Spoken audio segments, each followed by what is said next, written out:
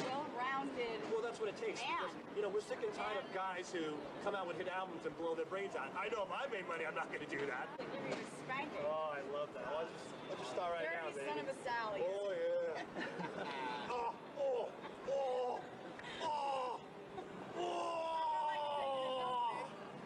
I just was spanked. Hi, this is 𝗪𝗪𝗿𝗱. The very contrite. It's funny already. It's funny already. The kid at the NTSB, National Transportation Safety Board, who okayed those names that ended up on TV of the Asian pilots, he's been fired. I'm surprised. Yeah. Usually there's no responsibility taken.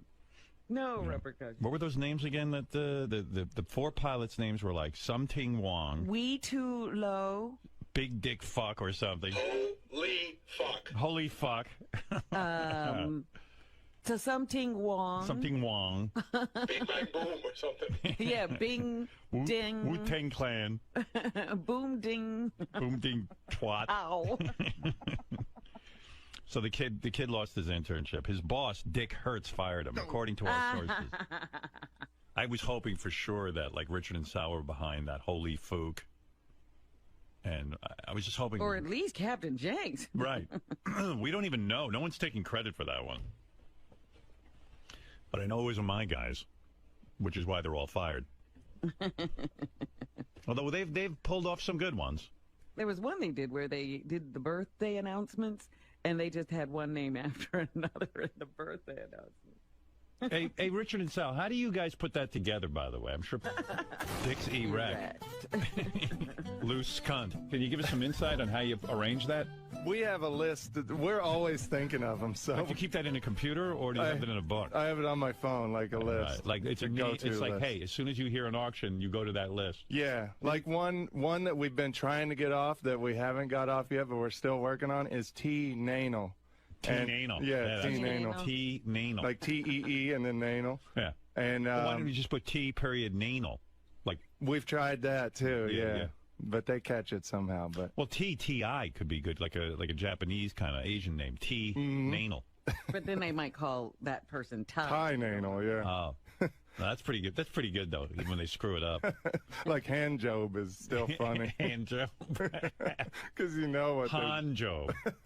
You were asking if people use it. My parents still use it all the time Swap in and Kansas. shop. Really? Yeah, that's how I kind of knew it. Grew up pranking people like Somebody that. legitimately uses it. Yeah. What is your dad sold on What did Swap they and Shop? get? They get a lot of Taco Tico coupons. But how do you get a break on a Taco Tico coupon? Because if you get a $25 coupon, it's still $25. Do they charge you less for a 20? Like You get $30 worth of food for like 25. Oh, really? Yeah. Oh, wow. Mm-hmm. But then they got to Maybe I spend oughta tune in. But then you got to spend the gas to go get it. So. Oh, you got to go. You mean they don't mail it to you? No, you have to go pick it up. Oh, so I don't know my if it's worth it. You should ask Richard about when him and his buddy used to make phony phone calls, and they got called down to the program director's office as kids, and he threatened to arrest them. What program? You had a program director? No. when you were a kid? They were making phony phone calls, so the radio station called him in. You're kidding. At the tradio, And you went? local tradio. You were doing this as a kid? Yeah. I didn't go, but my friend did because he was scared. Did you explain to the program director that this is going to be your future job? That you're just in prep? If he only knew where I am now. But it's funny because my friend snuck in a recorder, and we still have tape of this program director yelling at my friend. Oh, yeah? Oh, it's funny. So wait a second. You made a phony phone call. How'd they get your number? Bunch of them. They didn't have those tracking devices back then. My buddy started bragging around town that we were messing with Tradio. Oh, and then word got back to the program, and then he called you guys down to the radio station? Yeah, he called all of our parents. And you had to go? I didn't go. Your friend went. My friend did. And yeah. what did the program director do? He goes, he just yells at my friend. He goes, "Do you know this Richard Christie character?" But Howard, the guy recorded all of this. He put a recorder in his pocket. Wow, your friend recorded. Yeah. Wow. Yeah. It's funny. And you have the tape? Yeah, we could never play it because the guy. Did you get permission? Yeah. The guy's still pissed about it to this day. Is that right? Can we You pay tried? the guy? Because I would do anything to play that. We could ask him. Yeah. Like you still know where the guy is and everything? Oh, yeah. He's still the PD then? Yeah. Wow. Is that a permanent job? It's like the post office. Holy mackerel. Yep. Oh, Oh, please, sir, let us play that. He yelled. Maybe at you a guys? personal call from you, Howard, would get it. I'm going to do it. I'll do anything to play that on the air. A bunch of kids getting yelled at. But so he was alone in the office, and the kid had the brains, your friend, to like record. Mm-hmm. I'm going to hire him, your friend.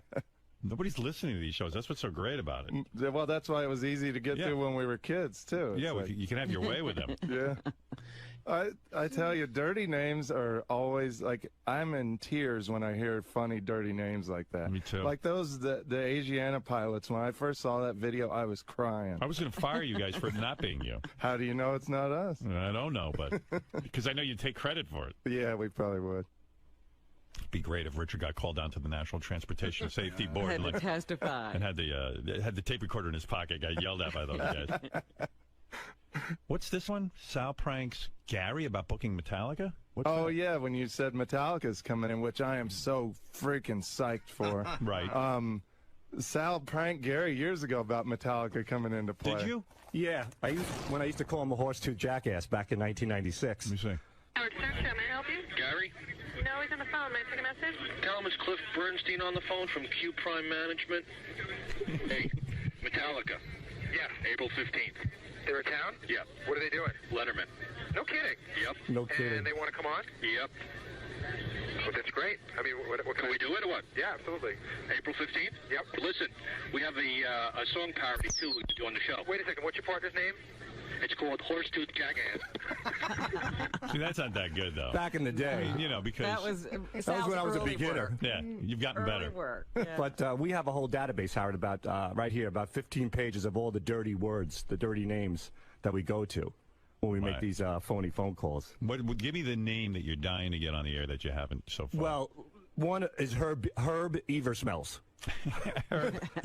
Yeah. That's a tough one. And we did Gabe Bathhouse, but now we're trying to do Gabe Boy Toucher. Yeah, Gabe 𝗻𝗁𝗍𝗄𝗏. I don't know if we've done 𝗻𝗁𝗏𝗏 either. Yeah. That's a good one. We have a whole... 𝗻𝗁𝗏𝗏. You can get. 𝗻𝗁𝗏𝗏𝗏. Dixon B. Tweener Legs. These are the ones we've been trying to get off. Right. How can people listen to that and not just be in tears laughing when they hear a name like that? Some people get so mad. It's like one of my favorites is Droopy Balls. We called the guy with that one. Droopy Balls. 100 years old. Droopy Balls. Our show, I got to tell you how fucked up our show is. Like, I've put together a seminar where everyone is going to get together and just talk phony phone calls. Right. A phony phone call like summit. A summit. Because I was thinking the other day, so we need a summit where everyone just goes and brainstorms phony phone calls. Yeah. That's our work. That's awesome. I mean, yeah. So we're just having a whole day of phony phone call seminar. That's like our heaven for Richard and myself. I know. Led up by these two idiots. I love we're the heads of the wow, what a seminar. job, you know. Like when you got called down to that PD's office. Yeah. Who knew one day your job would be to like hold seminars and teach people how to make phony phone calls? The cops came. The cops had to pull my dad off of me one time for when I prank called my religion teacher. What do you mean? When I was a kid, I used to prank call my religion teacher. I used to go to the supermarket next door. And how did the cops get involved? She started taping it. Right. And then she figured out it was my voice, and she handed it over to the police because I wanted phone sex from my religion teacher. And then when the cops showed up... So my dad goes, can I talk to my son in the back? And he sent me in the back, and my dad jumped on me and started beating the shit out of me. So the cops had to arrest him? Well, they pulled him off, and they calmed him down. And they said, we think it's settled. It's enough punishment. Yeah. Your father beat the shit out of you. Oh, God. Oh, that's so great. Did he goes, punch you and He stuff? goes, can I talk to my son, please? I'll be right back. Calmly, right? Yeah. He took me out back, I guess, so they wouldn't see me. And I think my mom started screaming, and the cops came, and they pulled my dad off of me. It's the best day of Sal's life. Like he'd never been paid attention to by his father before. But what was I thinking? A prank call my religion teacher. And she fucking identified your voice, you idiot. Yeah, and I lived down the block from him. Drop your pants. And it was a little voice. Hello? Yeah. And I called from a payphone at a supermarket next door to my dad's pizza place. How old are you? Oh, I think I was 12 years old. I would just go into my dad's cash register and steal a whole pile of quarters, go right to the payphone. See, that doesn't sound like a prank call to me. It sounds like he was turned really on. Yeah, right. Do it, yeah. There was no prank. There was no joke. Yeah, he really wasn't. I don't know. The prank was on you when your dad got a hold of you. Stupid ass me. I used to call the pharmacy in Roosevelt, Long Island, and pretend to be a girl having sex with him. Like, why wouldn't I call a girl? I'm calling a guy. Yeah, Sal improved on your method. My pussy is very wet. I want to meet you outside the pharmacy. What time do you get off? Do you have some? And I didn't even understand the concept of rubbers. Like, so I was like, do you have scumbags? He goes, yeah, I got some scum. I wish I could play this on the air. He goes, yeah, I got some scumbags. The guy was a nice guy. He knew we were fucking idiots. Right. But he was like, yeah, baby. He goes, I got some scumbags. What kind of scumbags you got? You got extra large scumbags?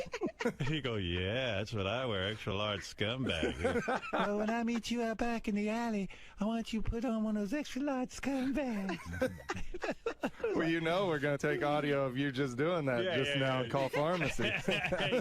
Here's some more lines. I'll wild track for you. Okay. Yeah. God. Oh, yeah, when I get a hold of you, I'm gonna take your penis with that extra large scumbag and really work it over. I'm really. He goes, oh yeah, what do you look like? I got big 36 double D's. Even though I was a kid, I think I was describing Robin. See in the future. Yeah. That's great. Yeah. Howard, there was a mental health clinic one time that I called. Yeah. And I said, my dad had a pizza place that burnt down 15 years ago. Right. And now he's having flashbacks because my mom died in the pizza place, but he's back on the bottle. He was an alcoholic. Right. And he thinks he's in the pizza place, but he's at home. It's already too complicated. Well, she said, let me speak to your dad. So what I did was I conference called the mental health clinic to my dad's real pizza place. And they got on with so my dad gets on. She goes, sir, where are you? He goes, I'm in the pizza place. She goes, not anymore. The pizza place burnt down. He goes, are you fucking crazy? She goes, your son's upstairs, you're downstairs. And he goes, lady, it's a pizza place. She goes, no, your wife died in the pizza place 15 years ago. Then I would call up a sewer place saying that the toilets are all backed up, and I conference call them to my dad. I was like, sir, what's the problem? I was like, what problem? Because there's shit all over the bathroom. He goes, what the fuck are you talking about? I would do this to my dad all the time. That's not funny. That's like, you know my friend Neil Drake? Yes. He was friends with that guy Big Al. They both owned stereo stores at the time. Right. And all day Neil would get guys calling up, like sales guys, trying to sell him shit. He'd conference call Big Al, and he'd conference them over to them, and they would think he would line it up so that he would tell them, this guy really wants to buy stuff. But, you know, you don't let him off the phone. And it would go on all fucking day. That's great. Yeah. When they started that conference calling thing, it was a boost to the phony phone call business. Mm-hmm. I was working for Bell Telephone at the time. I was selling 800 numbers to local businesses. And then the conference call came out. And all I did was call Chinese restaurants and conference call them together. That's how we got Chinese confusion. Right. I would call pizza places all day, conference call them together. So you put your 10,000 hours in before you got this job. Oh, yeah. For sure. Right. He just thought he was supposed to be a stockbroker. Yeah. I don't know. Kids today, they don't take the phony phone call art as seriously as we all did, right? It's the caller ID. Well, you know what it is? They all text now, these little fucking punks. Yeah. Back then, all we had was the telephone. Mm-hmm. Yeah. And no caller ID. Giant wall and sack recorder. Yeah. Yeah. My dad used to get pranked, and he'd just leave the phone off the hook, and that would really screw somebody up. Yeah. Because you used to not be able to hang up if the other person didn't hang up. Yeah. Right, your line was still live. Yeah, and my buddies got busted by my dad because then their parents would come home and be like, why is Richard's dad on the line? Yeah, by the way, if you're getting prank called, you probably, 90% of the time, it's some asshole you know. Right. You know, well, we get tips from fans. It's great. They're like, hey, my dad gets real mad on the phone. Here's his number. Call him. Yeah. One girl gave us dad. One girl, this guy had a yogurt shop, a gyro shop. Right. She's got to call him. He's crazy. Gyro? Gyro. What is that? Gyro or gyro? I say gyro. Gyro. What? How do you say it, Robin? Gyro. Yeah, gyro. I say gyro. Get over here. Get over here. Yeah. Do you also say Dali? What, for Dolly? For deli. For deli. Oh, yeah. I can't say falafel. Falafel. Yeah, that's it. I always say falafel. Go ahead. Yeah, so you were saying. This lady, so it was a friend of ours, and this guy had a gyro shop. Right. And he's like the soup Nazi. Call him up, so Rich and I couldn't wait. We prank called him. We drove him crazy. Right. So then we asked her, can you go to him and get... It was her favorite place. It was out in L.A. Hear it? No, we can't play it. The guy flipped out. Yeah. She goes, not only did he say no, I'm banned from the store. What a dick. Yeah, total douche. Something we used to do when we were kids, when we'd call like the local radio station too, is we'd get all the other DJs worked up and get them to apologize for something on the air the next day. We'd call up and say, hey, is Jim around? And he was a DJ from the morning radio. And they go, no, he's not here right now. And you go, well, he borrowed a bunch of porno movies from me. Can you have him call me? And then the next day, Jim would go on the air and he goes, I just want to make it clear, I do not watch porno movies. And we just waited for the apology. Yeah. Oh, it's so much fun. Well, boys, we could reminisce about your phony phone call history all day. Yes. Well, this really is the greatest job ever. We're so lucky to be able to do this. It's what a awesome. walk down memory lane with Sal and Richard. Who knew that they were doing this from young time? An entire idiotic history. Yeah. A totally meaningless life. Involving the cops, Robin. Right. And your dad. I just love the image of him beating the shit out of him. I know, and them having to pull him off. Excuse me, officers, may I talk to my son privately in a calm and relaxed That's exactly how we did it. Yeah, right. Boof. The cops goes, well, I think everything's settled here. Yeah, this boy has suffered enough. Oh, God. Maybe we better investigate. It sounds like there's a bit of noise back there in the pizza We better parlor. stop this. So proud of my son. He's been calling a woman down the street and sexually harassing her. Fucking idiot. Like, oh, my son. All I want is a son that I can raise in my own image. They played the tape for him because I denied it. Oh, God. What does your dad think now that this is your living? Funny phone calls are funny until it's your own kid. I remember my kids one time like called like Dial a Mattress, and I freaked out on them. Oh, yeah. I was like, no, you don't make phony phone calls. You leave that up to professionals. In the hands of an unprofessional, this is dangerous. Your children, and that's my sponsor. You stop it now. Put my foot down. I love when they threaten to, like on trading, when they threaten to call the cops. What can you possibly say to the police officer? Meanwhile, the phone we call from, it's this high-tech, like they got these awesome phones for us when we came to Sirius. Yeah. It's some high-tech thing that sends out a signal that blocks any kind of caller ID. So there's no way they have our caller ID. And you'd be thrilled if they did. They keep saying, we have your caller ID. And I'm like, they're waiting for you to call. Right. Yeah, we wouldn't mind if they called us at all. Huge erection. Hugh erection. Well, that's another one we've tried, like huge erection. Right. Yeah. Yeah. You've gotten that on, right? I can't remember. That one we didn't get, no. We've done we got so Dixie many Wrecked. Dixie Wrecked. Yeah. Dixie, we just heard, R-E-C-T, last name. Dixie Wrecked. Yeah. Like, how can you get cunt lips on there? Just can't. No, yeah. Connie Lingus. That one I think we got off as well. Connie Lingus. Yeah. Well, that's an old one. All right, boys. Cocksucker. Cocksucker. Cocksucker. 100 years old today, the cocksucker. You never got that on. No, that's on our list. Yeah, but you can't get that on because no one's going to fall for cocks. Well, you'd be surprised. You got curly pubes. Hey, yeah, curly that's pubes. the guy said pubes. And curly pubes is crazy. So maybe he'd say hairy cunt lips. Harry anything is good. All right, get out of here. Get back to work. Why are you in here not making phony phone calls? Get back to that dungeon I put you in. We'll get right on it. All right. I'm not paying you here to sit on the air. Sometimes you got to crack the whip on those two. Fellas, a red letter day to say the least. I mean, you rarely get... Congratulations on being in there for almost a half an hour and not getting thrown out. Can you believe it? John and I kept saying, he's one story away from being thrown out. I get ready for you to go. And then Howard, we called this black school, we yelled out the N-word. He's like, all right, get the fuck out of here. We minded our P's and Q's this day. Yeah, that's right. Fellas, when you receive such high praise on days like this morning, does it make you believe in destiny or fate in the sense that you guys have been honing this skill for such a long time? We're just saying how fast you can walk backwards. We're always pranking. Oh, you pranked. We even pranked Greggy. In all seriousness, though, I mean, this is a skill that you've been developing your whole life. I mean, you mentioned it's almost like you like to bust balls, and it's been something you've been able to do. It just it makes us laugh. Like, we never laugh harder than when we're coming up with these dumb names. And when you hear somebody say the name, it's like, holy shit, I can't believe they said it. You know, it's awesome. And there's certainly ups and downs and peaks and valleys in this job.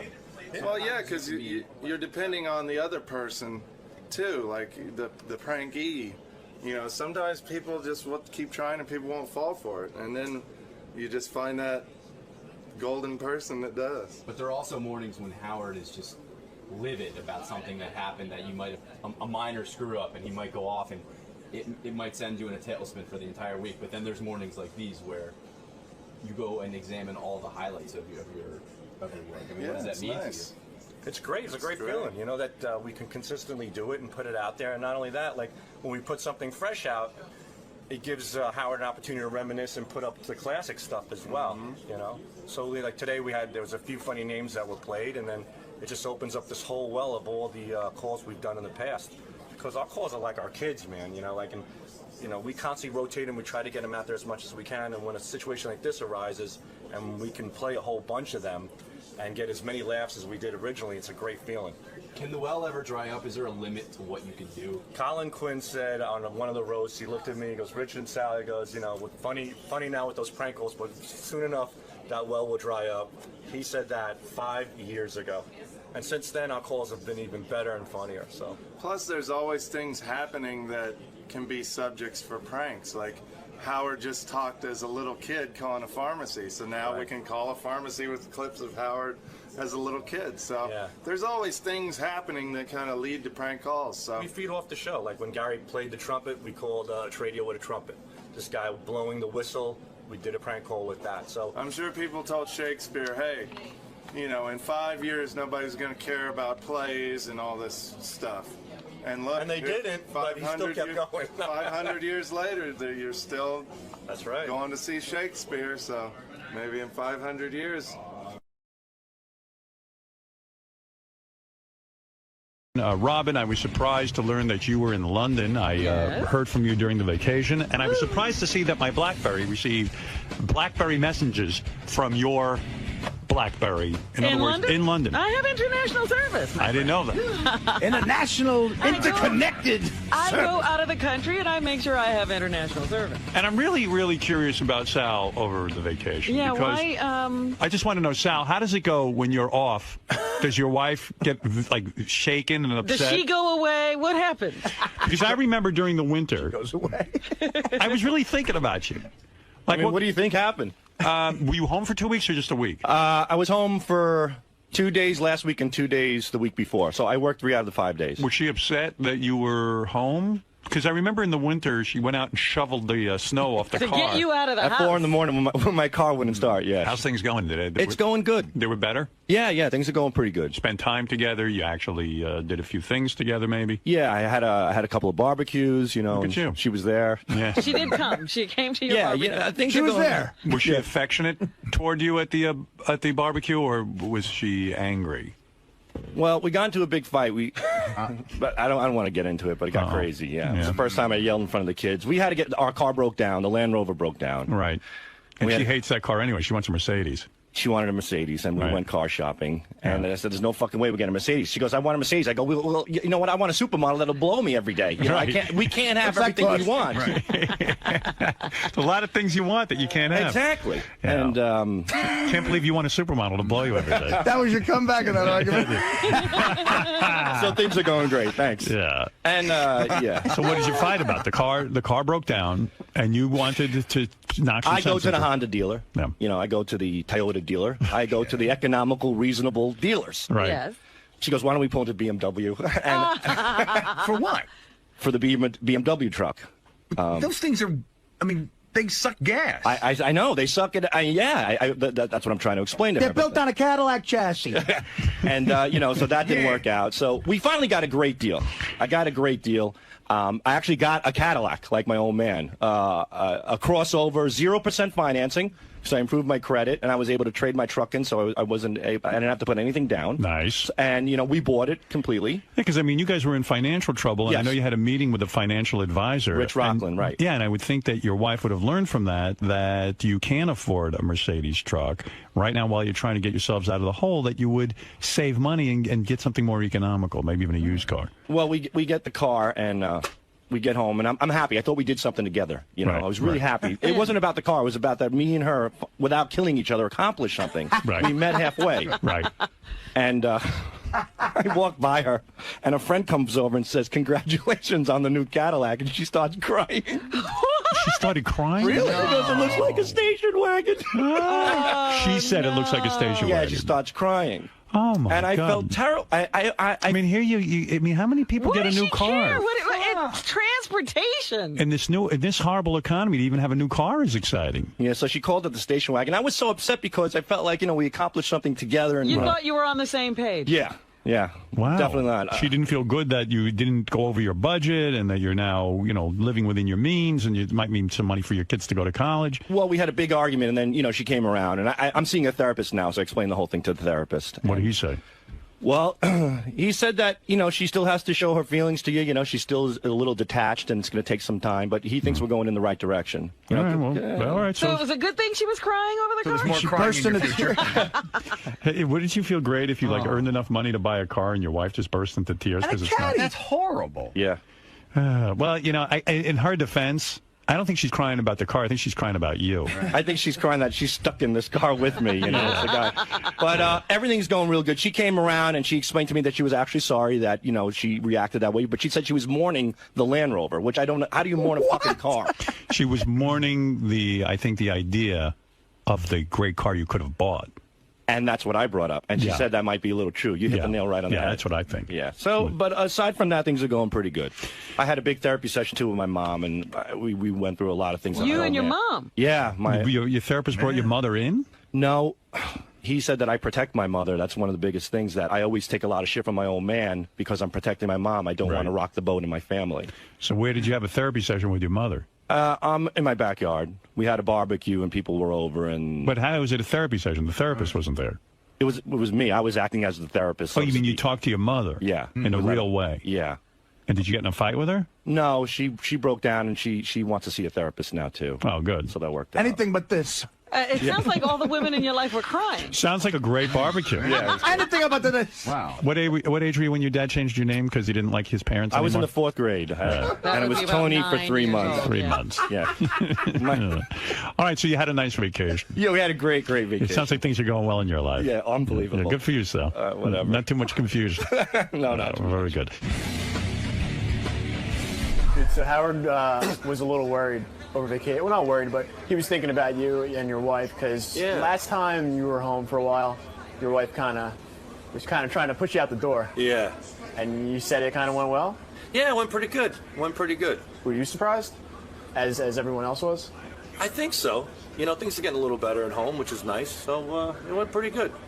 Stop kicking you out the door? No. I didn't see her much, though, I got to tell you. I mean, if we probably spent 20 minutes together for 2 weeks, that was a lot. But really? It was the best 20 minutes ever. It was a good time. and everyone likes the new car? Yeah, she's not crazy about it. She calls it a station wagon, but what are you going to do? What, does she want to ride in style? But I don't know. Cadillac's not good enough? I don't know. I love Cadillacs. When I grew up as a kid, my dad always had Cadillacs. So it brings back a nice memory, the Cadillacs. But yeah, she wanted a Mercedes or a BMW, but, if it was up to me, I'd drive a fucking skateboard with a lawnmower engine on it. I don't give a shit. But needed something safe for the kids, a 7-passenger, it's a nice car. So it worked out really, really good. Really, really happy. So it's all good, yeah. We got along great, and the car's nice, so it's all good. Yeah, that's it. Everything's good. Great. All Wonderful. smiles. Wonderful, fantastic, never better. Great. It is, it's good. I wish I could tell you otherwise, but no comment. It's all good. Everything's good.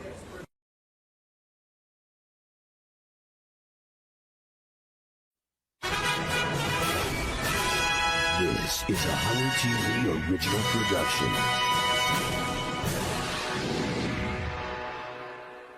Hi, this is Salthology. And I'm Richard Christie. And for the very first time, we are going to take you behind the scenes of our spectacular prank calls. Yeah, we don't just lick each other's balls here. I can't believe he's doing this! Oh my God! We actually work hard.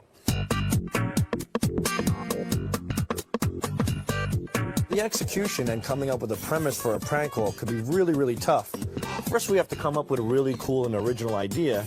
Then we have to find the victim to prank. See, because she would look like she's nice and confused and she'd stay on the phone. Yeah, she could be good. You want to try that? Yeah. And then when we make the actual call, it can take several and several times before we get the process right. After creating the prank call, we have to call the person back to get their consent. And then after getting the consent, we'll edit the call down, turn it into Howard, and then wait for Howard to play it. Howard kind of has to set aside time to play something. We usually try to keep him around 2 minutes. So let's get right down to it. The first prank call features none other than a classic Jack and Rod bit. And you're going to get to see everything, the origination of the call, us doing the call, editing the call, and you're going to get to see how it plays out on the air. And I have 2 words for you. 𝗦𝗵cie𝘄𝗿𝗱. The other day, Howard was playing a clip of 𝗦𝗵cie𝘄𝗿 getting interviewed by Gary Garver. And Howard said it'd be kind of cool if my boys could create a prank call with my old interview with 𝗦𝗵cie𝘄𝗿. So I went into the vaults, and I got Howard's old interview from 9/15/2000 with 𝗦𝗵cie𝘄𝗿. And right now, I'm taking all the clips of 𝗦𝗵cie𝘄𝗿 to make a prank call with it. We were going to school one night. Well, I had to take myself, so about 2 months. Well, it was time to all kind of women. Right. That's right. Wow. I had plenty of dogs. So, we put the CD in, and this is how we create drops. And drops are known as sound bites that we use to make phony phone calls. Here's the file of the entire interview. We're going to isolate 𝗦𝗵cie𝘄𝗿. Here it is. The white broads must come out of the woodwork, right, when they see you at some of these clubs and stuff. Well, all women come out of the woodwork. All right, so there you go. So we got a file, and here it is of Leon. Well, all women come out of the woodwork. We'll save it. We'll all women come out of the woodwork, and boom. Well, all women come out of the woodwork. Well, all women come out of the woodwork. And then, if I go to my files here, we can go through a bunch of stuff that I pulled already. No, she really don't know. No, my dad they were separated. All right. All these sound drops work in columns. The first column will be greetings and simple replies. It'll be hello, goodbye, yes, no, okay, maybe, oh. Oh, well, good. Now, see, that I'm all good. Like, you know, he says, hey, how you doing, or whatever. Well, I'm in the dining for the autograph sign for the kids. You know, we have that. She asked a question, yeah. So we have that. Then on the second column, we might have something like, no, I ain't take time count. You know, like, how can I help you today? No, I ain't take time count. What are you saying? Well, all women come out of the woodwork. Sir, I don't understand you, you know? All right. Well, all women come out of the woodwork. And then the third column, generally what we'll do is we'll just do basic insults that you can hit. Fuck you, motherfucker, drop dead, piece of shit. And that's what we do. So once this is cut up, I'll see you again, Lee, and we'll start fucking with people over the phone. We're calling somebody who wrote a book on Social Security upgrade, guaranteed rich retirement. We're going to put on 𝗦𝗵cie𝘄𝗿 to say that he's an economist. He's a professional economist. Is that the right word? Economist. We're going to say, expert. yeah, we're going to put on 𝗦𝗵cie𝘄𝗿 as an economic expert to say that Social Security is not the solution to retirement, and they're going to have a debate. Check. You want to check your mic sound? Check. Check. A little louder if you can. Check. All right, let's make this happen. Ready? And he's from Georgia, Rich. Big plus right there. Good, yeah. And we're back on the Jack and Rod Show. I'm Rod Stivington. I'm Jack Mayoffer, and today, Rod, we have a special guest, the author of Social Security Upgrade. How you doing, Jeff? Hi. We have a special guest in the studio. His name's 𝗦𝗵cie𝘄𝗿𝗍. He's an economist. He's an expert on the economy. He has kind of a different opinion on the Social Security situation. So let's welcome 𝗦𝗵cie𝘄𝗿𝗍. How you doing? Good morning. I didn't understand what you said. Well, I got pulled from when I was in Central, got pulled. I still didn't understand you. I'm sorry. Here's the next one. Wait. Well, anyway. I know Don King. I don't like him. Anyway, be my down system. What I'm proposing. I try to do my best. Every time. I had to take myself, so I had to get by the best way I can. It's Roger. Well, I got pulled from. It's great. Keep doing that. that. Got pulled. Go down the line again. My I was taking myself, so I don't want to walk around and say I was a virgin now. Come on. My website. No, I wasn't no gang. I wasn't in service. My website. I'm sorry, but I can't understand you. I'm sorry, but I cannot understand you. What did you say? I can't understand you. The thing of it is, I wanted to debate you on what you're saying, but I don't know what you're saying, so I don't know how to debate it if I don't know what you're saying. Should we just tell the guy? But we got plenty. Yeah.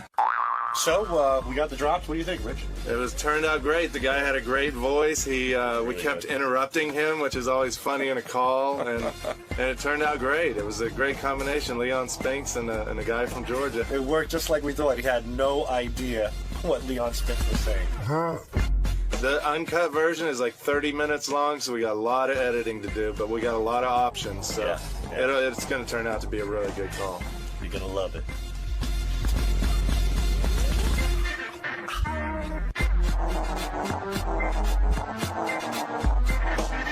What are you talking about? Well, I don't understand what you're Really, saying. 3 of them, you know what I'm saying? The last one I think is real funny. Do what? What did you say? I was getting by the best way I can. So great.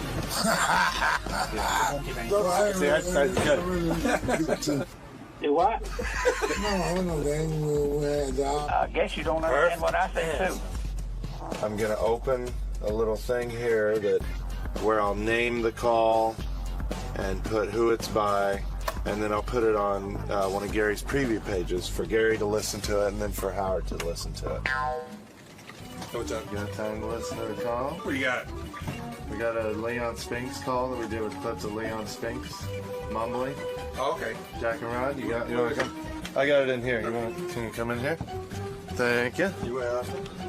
You're welcome. So we did Jack and Rod with 𝗦𝗵cie. The guy can't understand what the hell he's saying. Wasn't Howard saying on the air the other day? Yeah. That somebody should do this, right? Yeah. So we went back. We got audio of one of his old interviews from the that show. Howard did from the show. Yeah. Right.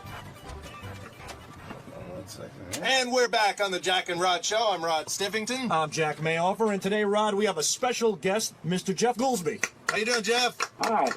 Now, Jeff, you wrote a book called Social Security Upgrade, and here in the studio today, we have a Social Security expert to debate you on this issue. His name is Leonardo Spinkberg. Good morning. Jeff, give us one of your viewpoints, and we'll have Mr. Spinkberg debate it. Well, right now, our Social Security system is it's better than we used to have years ago, but it's still really not very good at all. Well, you know what I said? I asked them things about how long can I use them? You think you can have them all night long? I didn't understand what you said. What are you talking about? I'm saying that... Does the guy ever wonder where the hosts are? I don't know about he asks for us, yeah. Huh? Hosts are nowhere to be found, fortunately. Anyway, Jack and Rod nowhere. Jack and Rod left the room. Do what? Huh? What did you say? Huh? I do not understand what you said. Huh? I guess you don't understand what I say, too.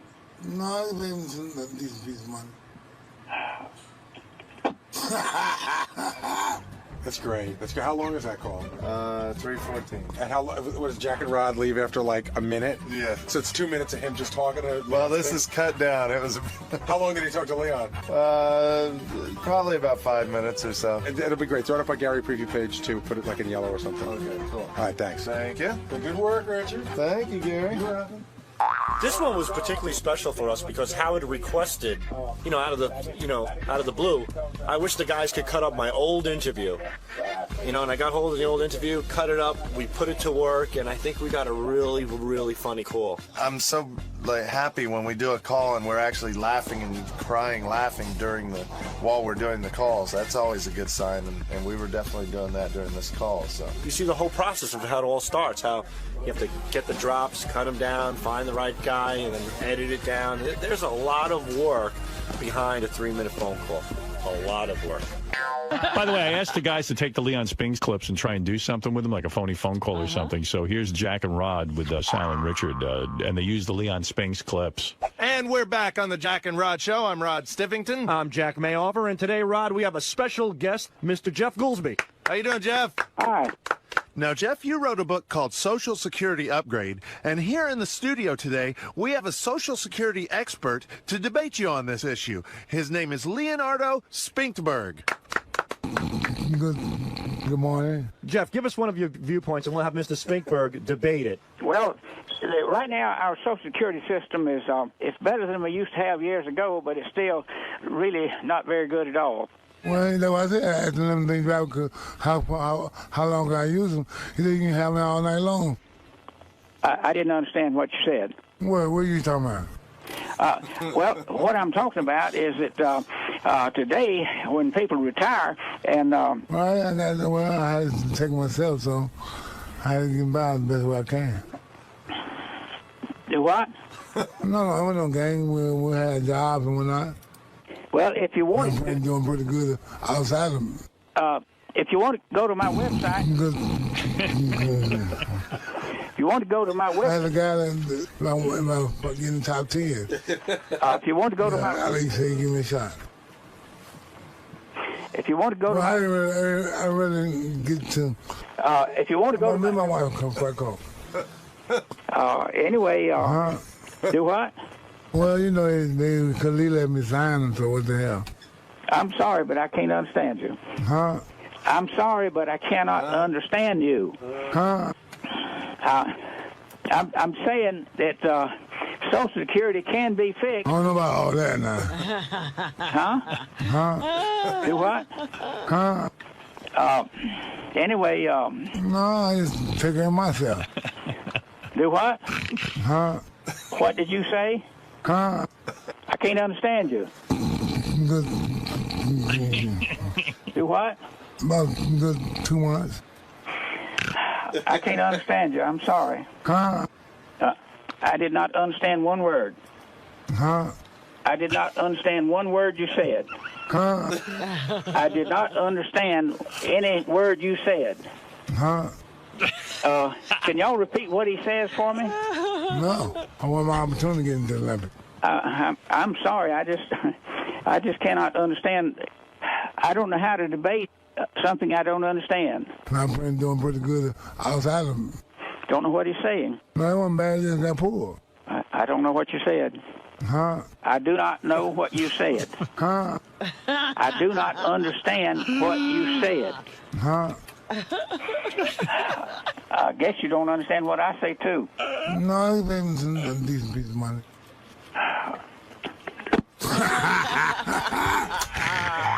You know, some of the funniest prank calls come from taking audio created by celebrities in their most embarrassing moments, such as when Pat O'Brien called that woman for sex, and more recently when Alec Baldwin called his daughter out of frustration.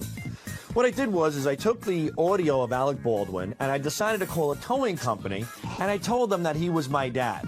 So the element of Alec being frustrated and angry with his daughter, combined with a towing company that never came around, turned into a pretty funny phone call. So here it is. Check it out.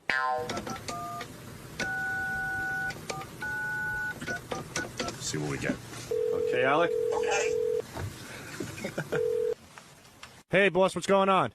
Not a whole lot. Yeah, that makes two of us. My old man's been stuck on the goddamn highway for 2 hours. Nobody is getting back to him. You guys were supposed to pick him up.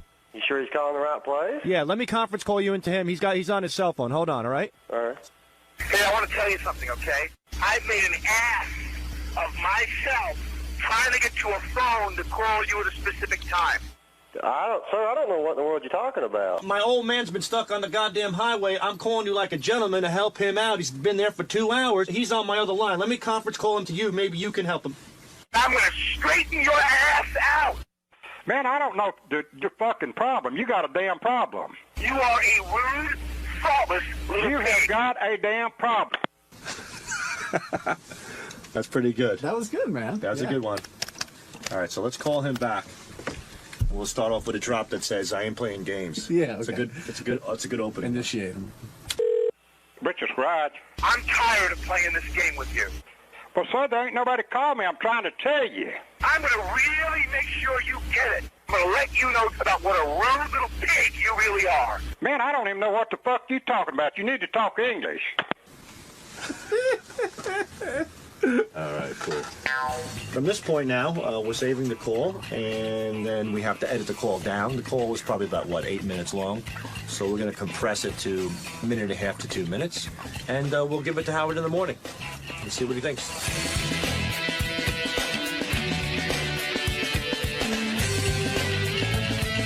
Can't do it. You guys were supposed to pick up my dad about 2 hours ago. He's stuck on the fucking highway. He's flipping out here. Sure he's calling the right place? Yeah, let me conference call you into him. He's on his cell phone. Hold on, all right? All right. Hey, I want to tell you something, okay? I made an ass of myself trying to get you a phone to call you at a specific time. I don't know what in the world you're talking about. This is the first I've heard of this. You made me feel like shit. What are you talking about? I'm going to let you know just how disappointed in you I am and how angry I am with you that you've done this to me again. Done what? I'm going to really make sure you get it. Have you talked to anybody this morning about picking them up? Somebody broke down? Alright. Raj. You have made me feel like shit. Who the hell are you, man? I'm going to straighten your ass out. Man, I don't know your fucking problem. You got a damn problem. You are a rude, thoughtless little pig. You got a damn problem. Raj. I'm tired of playing this game with you. Well, sir, there ain't nobody called me. I'm trying to tell you. There's nobody called this damn number for no record this day. I'm going to really make sure you get it. I'm going to let you know about what a rude little pig you really are. Man, I don't even know what the fuck you talking about. You need to talk English. Right. I'm going to straighten your ass out. Quit calling my damn phone and call yourself another damn towing company. Hey, you fellas here from Alec Baldwin this morning? The guy. You realize how many people are going to get calls from Alec Baldwin? Anybody here get a call from that guy from 30 Rock? The brilliant part about that message is the second straighten your ass out, because he really hits like, I'm going to straighten your ass out. So a lot of arguments happen on the Stern Show, and arguments are always gold for making prank calls. Because we'll take that argument of somebody yelling at somebody else and call somebody with it. So over the course of several months, I recorded Gary 𝗏𝗏𝗏 yelling at different people, and then decided to call somebody with Gary yelling at them. And right now, I got to thank the fans. The fans of the Stern Show will sometimes send me and Sal phone numbers of people they know that get aggravated and angry very easily. And this was one of those cases where a fan sent a phone number, and we ended up calling it with clips of Gary 𝗏𝗏𝗏𝗏, and it turned out great. Right now, I got some new Gary drops I want to try out. Fuck off. Fuck you. Fuck you. Fuck you, you white asshole. This is going to be a tough one because it's just a lot of Gary cursing, and most people will just hang up. Shut the fuck up. You fucking cocksucking liar piece of shit. You fucking homo. You fucking prick. You know, maybe I'll get some people that will respond. You've got 30 seconds. Start now. You got 30 seconds. Go. Go. I think that's what I want to start out with. Let's start making some calls. Those are good drops. Let me get my phone ready.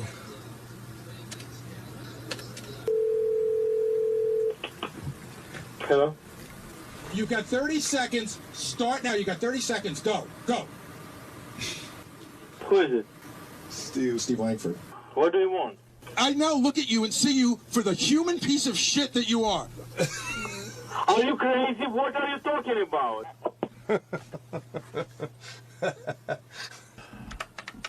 Hello? Say it again one more time so I get a fucking restraining order against you and you go in jail and get a hairbrush shoved in your ass by a big black guy. Okay, kiss my ass and don't call to me anymore, okay? Have a nice Shut the day. fuck Bye. up. I can fucking stand you. Those guys have good accents, too. Hello? You are a fucking piece of shit. Okay, who you are? You little piece of shit. Fuck you. Fuck you. Okay? The only way that a white person would fuck a black person was if they were drunk. Yeah, you're right. Okay, today is a joke morning, right? I'm joking. I'm joking. I'm joking. Right? No? Okay, anyway. Richard and Sal took tapes of Gary yelling, I think, at various different people over the years and turned him into an animal. Hello? You've got 30 seconds. Start now. You got 30 seconds. Go. Go. Who is this? Why don't you just say what you told me out there? Who is this? Yeah, go take another hairbrush in your ass. What do you want? You're the fucking liar that goes to jail. Must be cleared. That's not true. That's not. Well, that's what he does. No. You're asking me a question. I'm telling you. He wants the hallway cleared when he comes out of the studio so he can get to his office. He doesn't want to talk to everybody about. And by the way, when it's everybody. He doesn't want to talk to me or Tim or John Hine or anybody. He just wants to get to his office and meditate. Then when he leaves and he comes out of our compound, it's fair game. He hates it, but nobody's clearing the hallway. Well, we or some of us know to leave him alone, but it's not like avert your eyes. Here comes, Right. That's and there's a not big difference between Howard and J-Lo. We don't work for J-Lo. But you can understand, like, he did call her insane, and I'm listening this morning saying, "Oh, you're calling her insane." It sounds like, to me as a fan, as a listener, it sounds exactly the same. I mean, to you guys, it's different because you're in that environment. I grew up with this insanity, so it's perfectly normal to me. All right, any chance of getting Artie on the show? Well, I think Howard addressed that last week. I didn't hear it. You should go back and listen to it. I don't know. I'm sure it's online. So, but Howard he talked about it after Artie was on Letterman that he doesn't think he's ready, and it got into a whole thing. What's your opinion? I defer to Howard. Howard's got to do the interview. One other thing, Gary, I'm a big fan of the show, Larry Sanders and Artie on the show there. He's clearly the boss of the show as the executive producer. As you being the executive producer of the Howard Stern show, do you feel you have that same role as an Artie role or more of a role as an executive assistant? Somewhere in the middle. I mean, the executive producer of the Howard Stern show is Howard Stern. He inevitably, most important decisions are made by him, or I go to him and we'll talk together, and he appreciates my opinion. But if I say, no, this is the way I want to do it, and he says, no, that's the way I want to do it, Howard's going to win. Thanks, Derek. Let's go over to Dan in Cincinnati. Dan, you're on the wrap-up show. Hey, guys. I want to go back to what you were talking about a little bit ago. Howard, during the show, mentioned that Beth was the love of his life, and I always wondered about that because, Allison married him when nobody gave a shit about him. How can Allison not be the true love of his life? I've always wanted to get an honest answer out of him about that. It's hard for somebody to be the love of your life if you're not with them now. Yeah. But, it's easy to... I mean, just because they were in love at one time doesn't mean that Beth can't be the love of his life now. It's easy to get a Beth when you're Howard Stern now. No, but Dan, I think you're trying to tell Howard how he feels. Oh, I know, I understand that, but I think if he really thought about it, who cared about him when he was a nobody? I'm going to go tomorrow and tell him to think about it a little bit harder because Dan from Cincinnati doesn't like the answer. Well, let me ask you about something the last caller said. Sure. Now he mentioned Artie, and Howard, he likes to play it coy about Artie and act like he doesn't exist. And I remember last year you said on the air that Artie wanted to come on the show and tell everybody everything. And I thought sure it was going to happen, but it never did. And Howard obviously put the kibosh on it. I don't understand why. Well, I think Howard talked about it on the air several times. I mean, we don't act like Artie doesn't exist. And somebody called and asked about it that morning, and Howard talked about how he thought Artie was very funny on Letterman. But when Artie wanted to come on, it was like he was still in treatment. And our feeling was, especially Howard's feeling was, that this might not be a great place for him to be if he's trying to get better. Yeah, and I thought Howard gave a pretty clear answer last week about that. He said just that. This isn't the best place for Artie necessarily as Artie's working on himself. And somebody even said to Howard, like, well, Letterman had him on. It's like Letterman didn't have the same relationship with him that I had. Coming here is a very different thing. Jim in Philly, you're on the wrap-up show. Hey, what's up, man? I have a couple things I want to say, but I went for a tour of the studio about a couple of years ago, and Howard had to leave the studio like twice, and both times Ronnie, the asshole, shut the door on us. And then when Howard came back, he reopened the door. So is that the same thing that guy was talking about before on the phone? Wait, I'm confused. I know what he's talking about. He's like ignoring it. It's like saying, fuck, we're his fans, and he shut the door on us so we can't even see him. Yeah, but what were you doing here? What was your reason? We were for a tour of the studio, but we were waiting in the green room. Yeah, when Howard goes by, he does. Here's the problem. I don't think he minds you seeing him. The problem is if he's trying to get from A to B and then you get up and you go, hey, can I take a picture? Here's a book. Remember the time we were in Philly? I saw you. I've got this thing. Then Howard's not going to say, get out of my way. He's trying to get – the show has just ended. He said it a million times. I'm just trying to get to my office and decompress. It's just he's trying to – the same thing as he complains about other people doing. Ignoring fans or just being jerks. Well, I mean, when you get right off the show, and I think with anybody when they get right off the show, they're not looking to meet people. Well, even when he was walking the halls after the show, like, you know, we all had to hide. Why'd you hide? But, well, we were in the green. Actually, went on the. We were coming into the your show, the wrap-up show, and somebody made us move to the side, and he walked by me and let it go in the show. I don't know. It just sounded like the same shit. And I have one more thing, though, I wanted to say. Sure. It sounded like this morning Howard was getting annoyed at Robin for just constantly cutting into a conversation, like louder than him, and right in the middle of what Howard was saying. She just cut right in, especially in the beginning of the show. It seemed like Howard was getting like pissed off, but you know, it's just the way he like came back. He would talk even louder. I noticed that. I think it was about the Occupy Wall Street discussion, and I just think Howard thought Robin had a silly point of view about that. All right, thanks, Jim. Jason in Manhattan, you're on the wrap-up show. How you doing, guys? Big fan.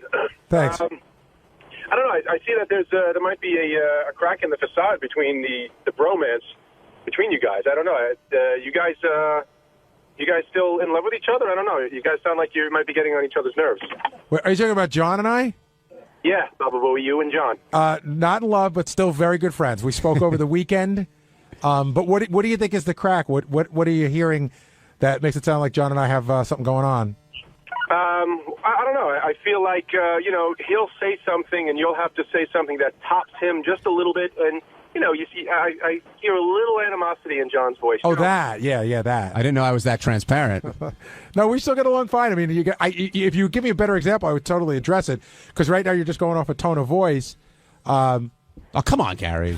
But you'll see, like, again, if you watch Howard TV, John and I still look at each other when we talk. So on Tuesday's wrap-up show, the guys got on Benji a little bit for basically being, how Gary put it, C-struck with a girl that he might not be getting with romantically ever. And then I came in a little bit later, sympathized with them, and that's it. Benji impresses a girl by jumping into that CNN broadcast, which was really funny, but says he doesn't care if he ever hooks up with her, and I'm calling bullshit on that. We were just talking to Benji during the break, and we were saying how Marianne, who called today, used to intern for us. Marianne's very cute.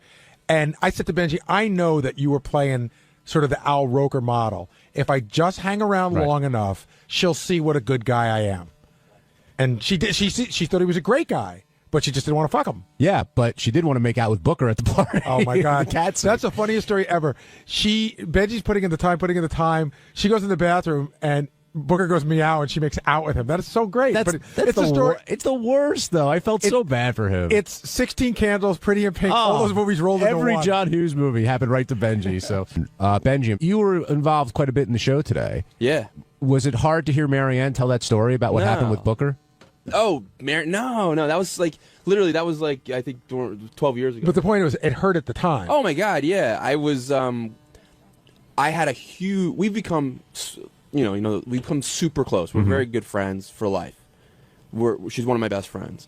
But there was a period of time where you had romantic love for her. I cried about it. I think I got counseling, how to, I tried everything. And the truth is, she loves me too. She'll tell you that. Like, she absolutely loves me. As a friend. Yeah, actually a little more than that maybe, but she, she might. I don't know if she's gonna call up or anything like that. No, you're not in a relationship right now, right? No, and she's not either. No, she's not. So now it's both dating, but now it's been down the road, and she still sees what a good guy you are, and still no chance of it. Like, it's no chance that it would ever happen. You wouldn't mind if it happened, would you? I'm sexually attracted to her, but I'm also sexually attracted to your wife, I'm sure whoever he dates. The vacuum over there. Yeah. So, but yeah, I find her sexually attractive, and I love her, and she loves me, and we know we have that connection. But I don't have that romantic kind of feeling towards her, and I definitely don't have any kind of sad crush towards her. Well, it sounds like with the girl you're with now, or trying to be with now, you're gonna hang in there no matter what. The reason I brought her up is I think there's something fascinating about her, and I think she's an amazingly talented person. But don't you think there's a part of you that I think it's a funny thing, too, the whole asexual... It's a funny bit to bring up on the air, but the best thing that could happen is in this funny bit, somehow you get laid. It works out for everybody. It's not just... It's really... I swear in my life, it's not just to get laid. But it wouldn't hurt. I don't think of her like that. Like, I find her very sexually attractive, but it's like... She possesses a quality that I'm like, wow, this is the kind of girl, whether it's her or someone else, that I want to marry. Yeah, you're C-struck. What's that? You're struck by the vagina. Oh. You're in lust because you don't really know her. I'm brain-struck, B-struck. Have you ever felt this way about anyone else? Yeah, I've had other girls in my life that have had aspects of this. Obviously, like girls I've dated, and some like Marianne has those qualities. There's people in my life I've met like that. Like Sheila had those qualities. There's people in my life that I've met. There's a girl Tracy you've met, like that I've dated, that have Charlie, that have amazing qualities. What's your wife's name again? Debbie. And Debbie. when you did the CNN thing, Yeah. that was to impress this girl? Yeah, because I told you guys, I vowed to completely stop doing that because I don't believe in it. It's like I feel like there's this, there's a slight immorality to it. Then why'd you do it? I want her to like me. So you think she's going to like you more because She definitely did. She loved it. So do you think she's falling for your celebrity and not the true you that you are? Nah, she likes who I am, but she likes for sure she likes celebrity too. But no, she thought it was ballsy and she thought it was funny and she got a kick out of it. Now, did you guys talk about on the air earlier that she was in that band? No, very little. I'll say her name so people aren't. Her name's 𝗦𝗁𝗲𝗿𝗱. But what band was she in? Cobra Starship. No, they had some huge hits, right? You know the band? Do you know the band Cobra Starship? No. They've had hits. One plays them a lot. Did they have that? Were they the Helen Keller song, or am I thinking of a different band? There's a song about Helen Keller? Oh yeah, you don't know about that one? No. It's just so ridiculous. Are they doing like the noises? Should I know who Cobra Starship is? Yeah, they've had a couple of hits on Hits One. No, you should know in the sense like if you listen to Hits One and your daughters listen to them, they would probably know. But she's not. She wasn't in the band for the hits. What happened to her in the band? She got out of it. She left or she got thrown out? I think it was a I don't know how much she wants to go into it, but it's like from what I know, like I think they dicked her over. It seems she originated like the guitar in that band, but I'm talking about her as a solo performer. Is her songs, every fucking song is like so catchy and so good. Now you might not like that genre, but it's like when I said is Katy Perry good, is Lady Gaga good, it's that good. Her name's 𝗦𝗁𝗲𝗿𝗱. Yeah, you said that. Yes. It seemed today though you were making a point to make sure that she was booked on the show. Well, she's already been booked. None of us remember. I mean, Gary. No, I do. Benji's right. Benji brought it up in a meeting, and Howard's like, book her. Don't you remember we were in the? You might not have been in the meeting because you were doing wrap-up show, but Benji actually had somebody play the music from the board while we were in the meeting, and Howard didn't even really care about the music. It was more sort of like, I met this girl. I think her music's really good. She says she's asexual, which is why she wanted to have sex with me. Howard goes, book her. But it's not like there's something. You guys will see. I know I'm probably maybe I'm hyping. Maybe it seems like I'm hyping. You definitely hyped her up. I mean, this person has an amazing quality, and you'll say this is someone that we're seeing before she's becoming super famous. Oh, I hope you're right for your sake, and for whoever she ends up. And for her sake too. Yeah, whoever she ends up. But Howard seemed very skeptical that she's actually asexual. Well, I am too. I find that fascinating. Like I've read about it, like psychologically. There's been like articles about it that there are people that don't have or have very little sex. I think you might be, in fact, from like what I don't know, but you might be an asexual person. I don't think I am. You might not be. I don't know, but you don't masturbate, so that to me that doesn't mean I don't have sex. Do you really love it when you have it? Of course. Okay. Well, she has told me she doesn't. Like it's not what it's about for her. With you. Exactly. That's the point we're trying to make. Here's what I think of. I believe that is possible. I think look, I absolutely know she might. She didn't use, like I said, she didn't use the word asexual. When I started talking to her about sex and hooking up, and she seems like she's not into it. And I even said to her, "Is that cool? Can I?" Like that's fascinating to me. Can I bring that up? Like she knows I work here and everything. And to her, it's not that fascinating, but she really doesn't seem to have a strong. I think if there's a classic scene and line in that movie when Harry Met Sally, when she finds out that the guy that she's been dating forever, who said he didn't want to get married, gets married. Yeah. And she goes, I always thought he didn't want to get married, and I realized he just didn't want to marry me. I think that she likes sex. She's may not like it with you. That's what I would think too. It's hard for me to believe. It's like I've talked to her about. It's like it would be like someone's telling me like, I don't really like food that much. Actually, Robin has said that, I think. But like, it's hard for me to believe because sex to me is so much fun. I don't, whether it's a psychological reason or a biological reason, I don't think she does right now. And what about? But she might be bullshitting me. She might just be saying that to be. I was going to say, what about the possibility that she does love sex? She just doesn't want to have it with you. absolutely possible. Are you pretty convinced that because she's not having sex with you, that she's not having sex with anyone? No. I think she's not attracted to me. No, but do you think she's having sex with other people? Yeah, she's had sex in her whole No, life. but you think right now? No, I don't think she's having. I don't think she is. Because that would be weird, right? Then you would be like, no, we're not dating. But it would be weird for you to say that she doesn't want to have sex with you because I think even she's not into sex, but then she'd be having sex with someone I else. believe her when I don't think she's. I don't know why, but I don't think she's that. I don't think she looks at sex in the way I do or you do right now. But even Marianne had a funny joke this morning, where she said, Howard said, "Did you tell Benji that you were asexual?" She's like, "No, that's a good one. I told her that's a good one." Marianne loves sex. Marianne and I have talked about it. Like, is she really like just doesn't like sex that much? One last question, then we're going to go to break. But that's not why she's not into me. She's not into sex, but also not into me physically. So it's like if I was a double whammy. If I were into sex, it wouldn't be with you. Right. That hurts. Ouch. No, On both levels. No, but I'm telling you, it's. But you said today you're putting in the time, and you said today. No, I'm not putting in the time. Hold on, let me finish. Okay.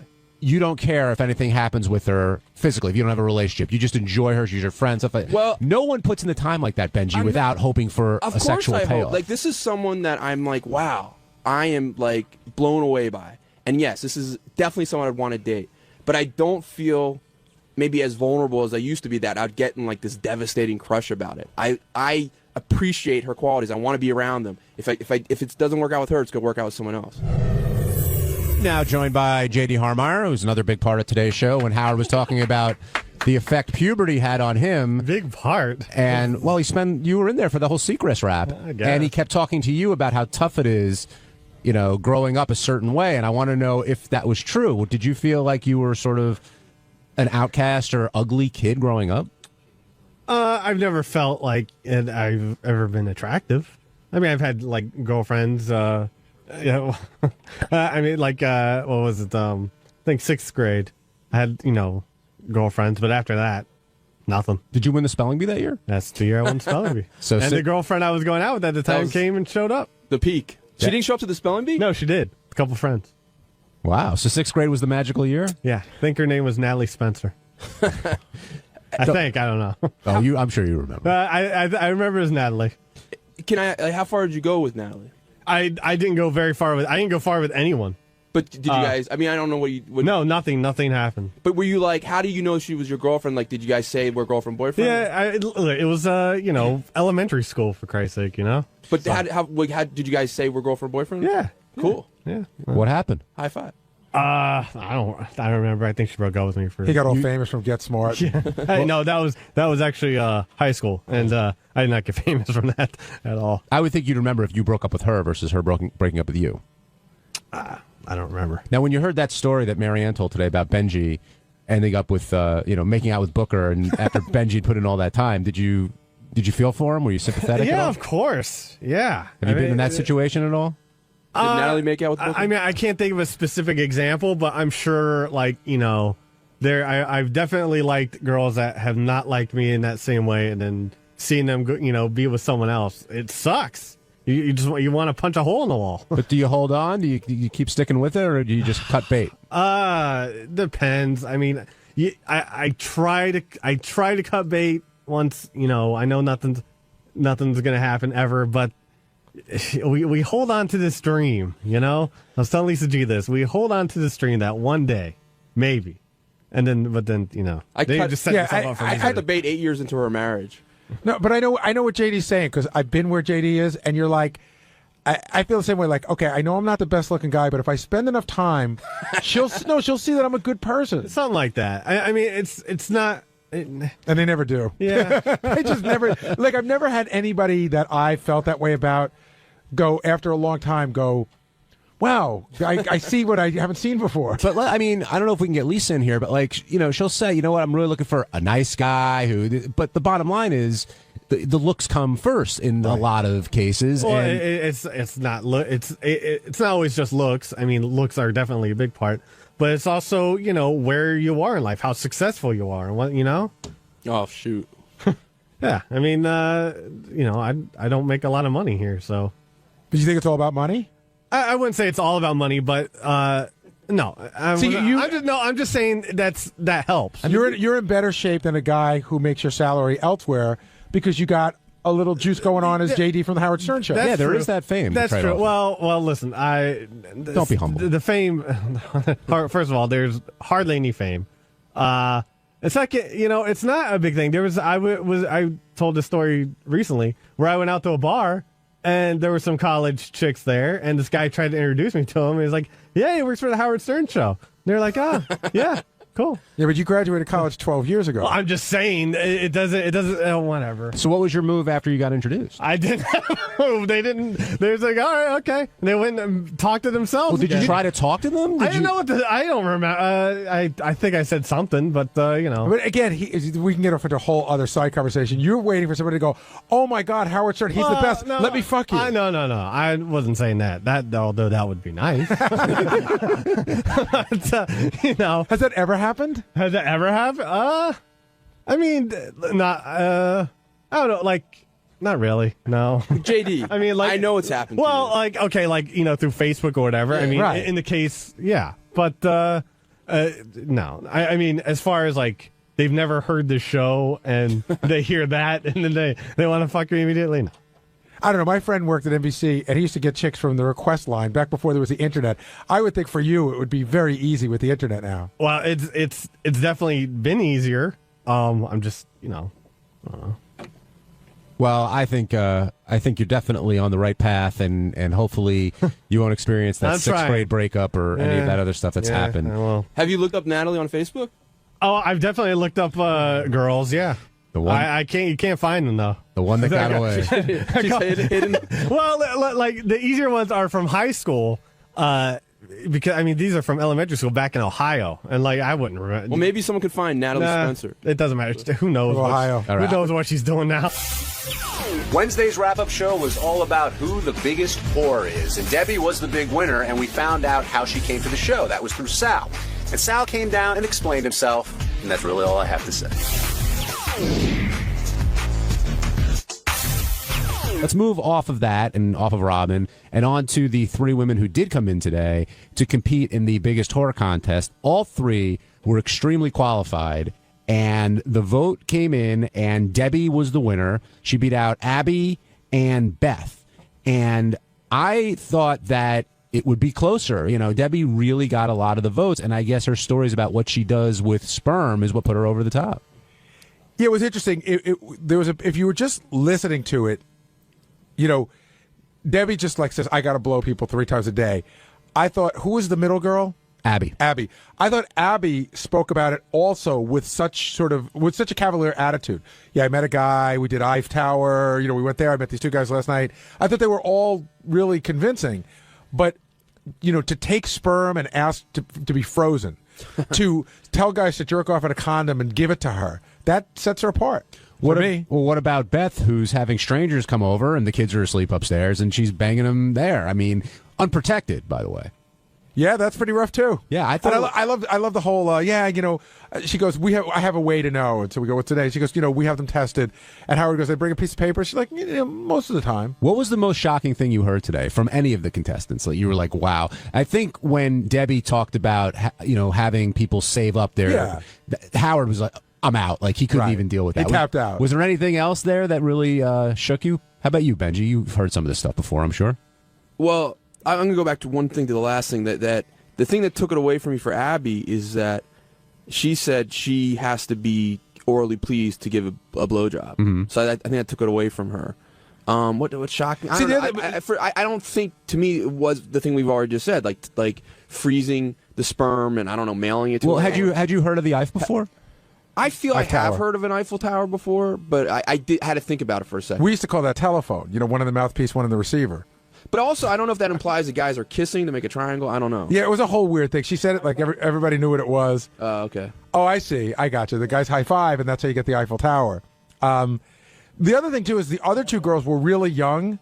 So it was almost like, Tony Gwynn was competing with, Rookie of the Year. Like, they were 21. In 10 years, they're going to have even more stories. But Debbie is in her 40s, and she's been doing it a long time. Well, I thought Beth also, she started off saying her marriage was, pretty normal, nothing really crazy going on. And then they talked about opening up the marriage a little bit, and the husband sort of gets off on what she does. And, that made for a unique pitch, I thought. Today was one of those great contests, and you always hope for it to go that way. You never know exactly how it's going to go, where the first person comes out, and you go, wow, that's pretty good. That's going to be hard to beat. And then the second person comes out, and you go, oh, we have a contest here. And then the third person comes out, and you go, holy shit. Because sometimes it's a little unbalanced. Today was a very balanced group. Hey, Mike.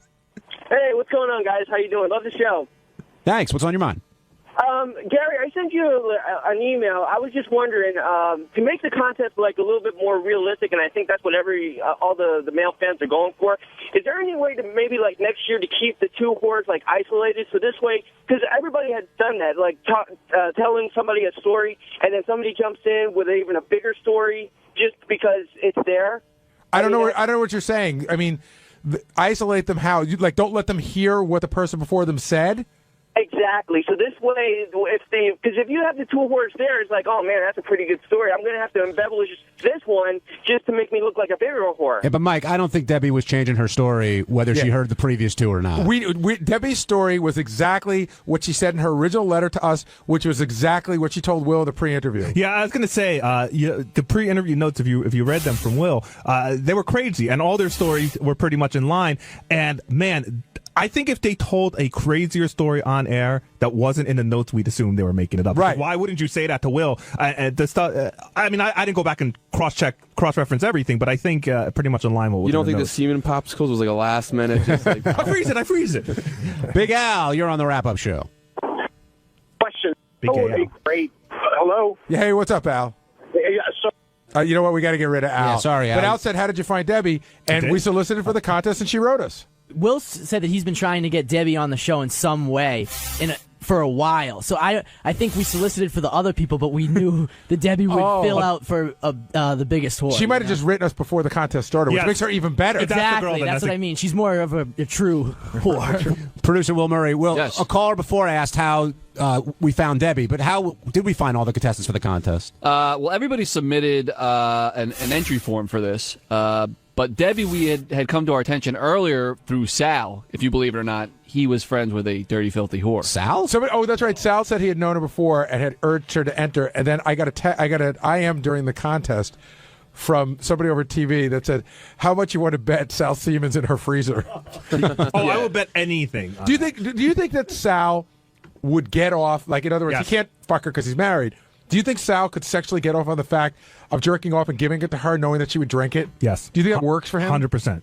I don't know what works for Sal. That would get off for him. He gets off on Debbie the Queefer's panties hanging in his office. I think he loves a girl that will submit to anything. Would your wives get mad at that? Yes. Yeah. Well, I mean, Benji, you've done some crazy stuff. Would you do that if she asked you to jerk off? And I wouldn't get anything out of it. I mean, to mail her. Off. I mean, yeah. She couldn't take it. If you jerked off immediately and froze it and gave it to her, she couldn't take it and use it to get pregnant. If a real hot chick was in front of me, it's saying, "Oh my God, I gotta swallow your cum," I guess that would do it. But just to go to the trouble of freezing it and then figuring out a way to ship it to her, that would be too much. But Will, these were three well-qualified whores. Oh, they were great. I mean, I don't know if everyone liked the contest, but I thought Beth was a home run with the husband stories, and I don't even know if we got into the full extent of that, because one of the things she told me during the pre-interview is that her husband gets she lets the guys come inside of her, and then she likes the husband to have sex with her while the other guy's load is still inside. She mentioned it. They didn't go deep into it, but she did mention that the husband will bang her. Is that some sick shit? Is that her thing or his thing? That's his thing. That's the husband's thing. But she's up to help him out. Yeah, I mean, it didn't even sound like it was really an open marriage. It was I'm just going to whore my wife out. Right. Hey, Sal, Will says that Debbie came to us through you.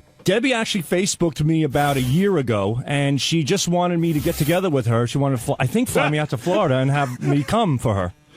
And I let her. I made her. Was she going to pay you?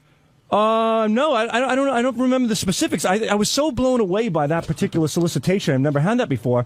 And at first I thought, hey, this is somebody roping me in. I work on the Stern Show. Somebody's playing a joke on me. So, I treaded lightly. I said, well, what else do you do? And she said she had a cum fascination. And I said, yeah, well, why don't you show me a few of those cum fascination pictures? And those came through. And then she said, I just had a guy, I just cut open 8 condoms and drank them. And I'm like, all right, let's see that. And sure enough, she sent that. And that's when I said, hey, you know what? This girl could be great for the show. She sent us a picture of a table covered with cut condoms. There Yeah. were just See, like 15 of them on this Right. table. See, this is my worst fear, and you know what I'm about to say, John, Yes. that Sal gets to be the creepy guy he is under the guise of doing research for the show. It's for the show. In But other the words, way- if he would have done this when he was a stockbroker, he probably would have been fired. Right. But Right. here, He's a star. He's a star.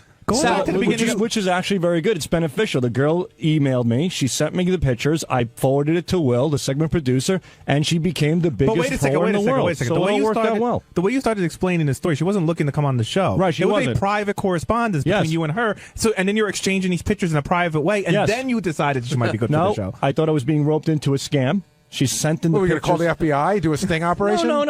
I It thought she sounds could. Listen, whenever somebody emails me in any capacity, I work for the show. I think, hey, could this possibly be good for the show? I'm obviously not going to go out there and ejaculate on this girl as much as I'd like to. Don't get me wrong. Obviously. Well, the things that once she followed through, I forwarded everything to Will. But that was the question we had. If she said, "Hey, Sal, would you jerk off for me and send it to me? I'll hold on to it and then use it down the road." Would you do something like that? And does something like that sort of get you off?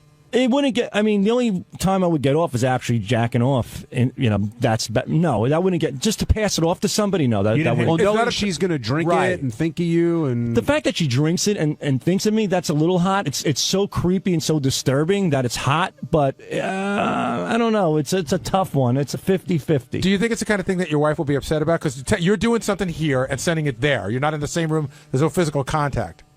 You know, she probably would be upset, but the thing is that, think about this. You go to sperm banks, right? And you're creating life out of it. So there is pleasure that comes out of that. So you are jacking off. You are putting your semen into a container. The semen's going into something else. Life is being created. People are being happy. So what's the difference? I put my semen in a condom. I ship it off. I'm happy. She's happy. Same thing, but there's no pain in the ass kid that's being born out of it. But actually, it's more beneficial. But she's a little different than a sperm bank, Sal. What? She's a little different than a sperm bank. Yeah, she's taking it in her mouth versus a vagina. That's the difference. One hole versus the other. What is the difference? I guess, listen, Sal's making a little sense. What's the difference between jerking off and handing the girl a doggy bag of your semen and jerking off at the booths that you go to? I mean, you're still jerking off in front of a chick. I personally don't find that super duper hot. I'd rather have full blown sex, and oral. Well, but if the fact that this girl does it, it's interesting. It's interesting enough that she's the world's biggest whore, so she's doing something right. Yeah, I think it's more interesting than hot. Yeah, I would agree. I think we got our answer, Gary. I do too. All right.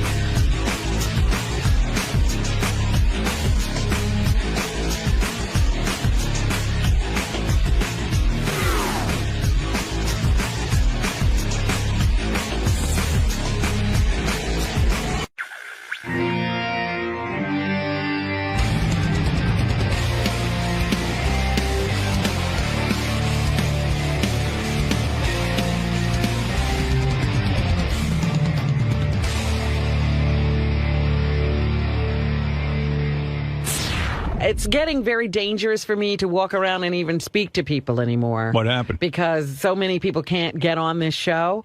Uh-oh. I was leaving the building last week. Who'd you run into? And I ran into 𝗏𝗏𝗄𝗏𝗏, the guy who used to play Hercules. Oh, please. I was called out to the green room before he got to you. Let me come in and tell you this, Howard. We'll tell our stories together. I mean, let me ask you something, because I get this all the time. I mean, 𝗏𝗏𝗄𝗏𝗏's got to know on some level things aren't exactly hot for him right now in Hollywood. I mean, why is it so shocking to people that they can't get booked on a show? So there's a really funny move that people like that have. So it's 8:30 last Wednesday, and I've been told that Kevin's out in the outside green room, and he really wants to see me. So I go out there, and the move is, I'd love to say hello to Howard. Oh. And I say, well, we're on air right now. And he goes, yeah, that's what I mean. I'd like to come in on the air and just say hello, which is meaning I want to be on the show. Yeah, people think we have nothing to do. And that was a day that we had 3 guests. Yeah, so I go, listen, we're on Monday, Tuesdays, and Wednesdays. We want to do 2 guests a day. We don't get as many people on. And by the way, today we had 3 guests on. Howard yelled at me for having 3 guests on. So, and he still, seemed a little disappointed that he still couldn't walk in and say hello. I mean, he's not Bob Hope. I mean, he's a nice guy, but he really wanted to get in. Well, he does have an interesting story because he wrote this book called True Strength, I think. Yeah. And it's all about how, as Hercules, he's like in great shape, a strong guy. He actually had an aneurysm and had 3 strokes and almost lost his life. Because of all the working out? I don't know exactly what caused it, but, the book is about his comeback. Like he lost, his sight was impaired. So nobody even knew he had to come back. It was between seasons of the show. And he Probably said, all that working out. He said at first, I said, well, how did you deal with it? He said, I came back and we shot for like an hour a day. And then we shoot for 2 hours a day. It was an interesting story. Listen to me, Gary. All of that working out and putting pressure on the joints and the pressure and your head, and it's very difficult. There's too much working out, and really, it's not necessary. But, Mom, he played Hercules. Hercules, yeah. He had to work out all the time for Hercules. Yeah, kind of. I mean, he's supposed to be in incredible shape. Is that right? Well, listen, your father and I are in good shape. We walk. We go to the gym once a week. But he's overdoing it. And you're overdoing it. What do you mean? All that running around. All of that exercise. Oh, your heel hurts. Of course, because of the pounding is very hard on the joints. Ma, I'm fine. I want to do some exercise. I sit in a chair all day. Listen, I said movement is good. Your father and I walk. Yeah, but I'm not 85 fucking years old. I can run. Oh, yeah? You think that's... Your father never ran, and neither did I. Look, I'm not going to talk about this. You're making me cuckoo. And Kevin Sorbo absolutely had to work out hard to be Hercules. Oh, yeah? All right, look. Yeah, I'm going to go now. All right, goodbye. That's the lecture. So anyway, I ran into him later in the afternoon. And I'm just seeing this guy walk by me, and I'm like, oh, that's Kevin Sorbo. And I said, Kevin, hi. And he turned around. That was your mistake. Why'd you say hello? I know, but you see somebody, you don't know that this intrigue has gone on. So I walk. You got to see me walk out. You walk out of here today with me. No one can even catch me. I sprint right out of this building. No one catches me. Well, I stopped to say hello, and I got the whole, I wanted to come in today, but Gary wouldn't let me. Well, that means Gary's doing his job. Yeah, Gary's the bad guy. Yeah, we want Gary, why didn't you tell me Kevin Sorbo? Can I tell you the great game that I play now? It's actually a physical game. We pass on a guest, right? Then we finish the show, and I go to do the wrap-up show, and that guest is sitting in the lobby. Right. So I now have to wait till they look the other way and run behind them. Do you really do that? I really do that. My God. Hey, I've done that with a lot of people. Speaking of the wrap-up show, I do want to address this. I don't know if you heard it. Chances are you did, but Ronnie and Sal had a real good fight on the wrap-up show. Really? Yeah. Ronnie and Sal? Yeah, Ronnie and Sal. Like, Sal took some low blows to Ronnie about his marriage breaking up. And really? It started I out thought it with was outrageous. It started out with who would go Skippy on Howard on the show. That's what the conversation started. So then Sal's name came up. And then Sal got mad at Ronnie because Ronnie said, well, Sal's crazy. He could do that. And Sal went right at him. You are nuts, Sal. Do you know why? Why? Because once you make a statement like you make, all your stupid statements, and you say, well, I don't mean that now. Once you make that statement, you can never take that statement back. What, are you a shrink? Yeah. Yeah, you can't take that back. I'm not taking it. I'm not taking anything back. No, you say you've improved. You didn't improve. Sure, it's people all there, change. Dude. People change. You're still fucking nuts. Have you not changed? None of that shit Have goes you not away. changed? You used to be a normal, sane man, married to a nice woman with kids, and now you're out. You're this old wacky elf in strip clubs every night. You fucking changed. You went fucking nuts. Look at you. You look like a 4-year-old with a mustache on for Halloween. You're a little fucking you're so jealous of my life wacky, now. grouchy idiot who parades around in strip clubs. You had a nice family, which I would consider to be normal. You can't wait. Wait a minute. Who's the guy who can't wait to get to the strip club tonight? Well, tonight is a special event. Huh? Who's the guy who can't wait to get there? But I still have my sanity. I'm still. You don't. Yes, I do. You're not happy.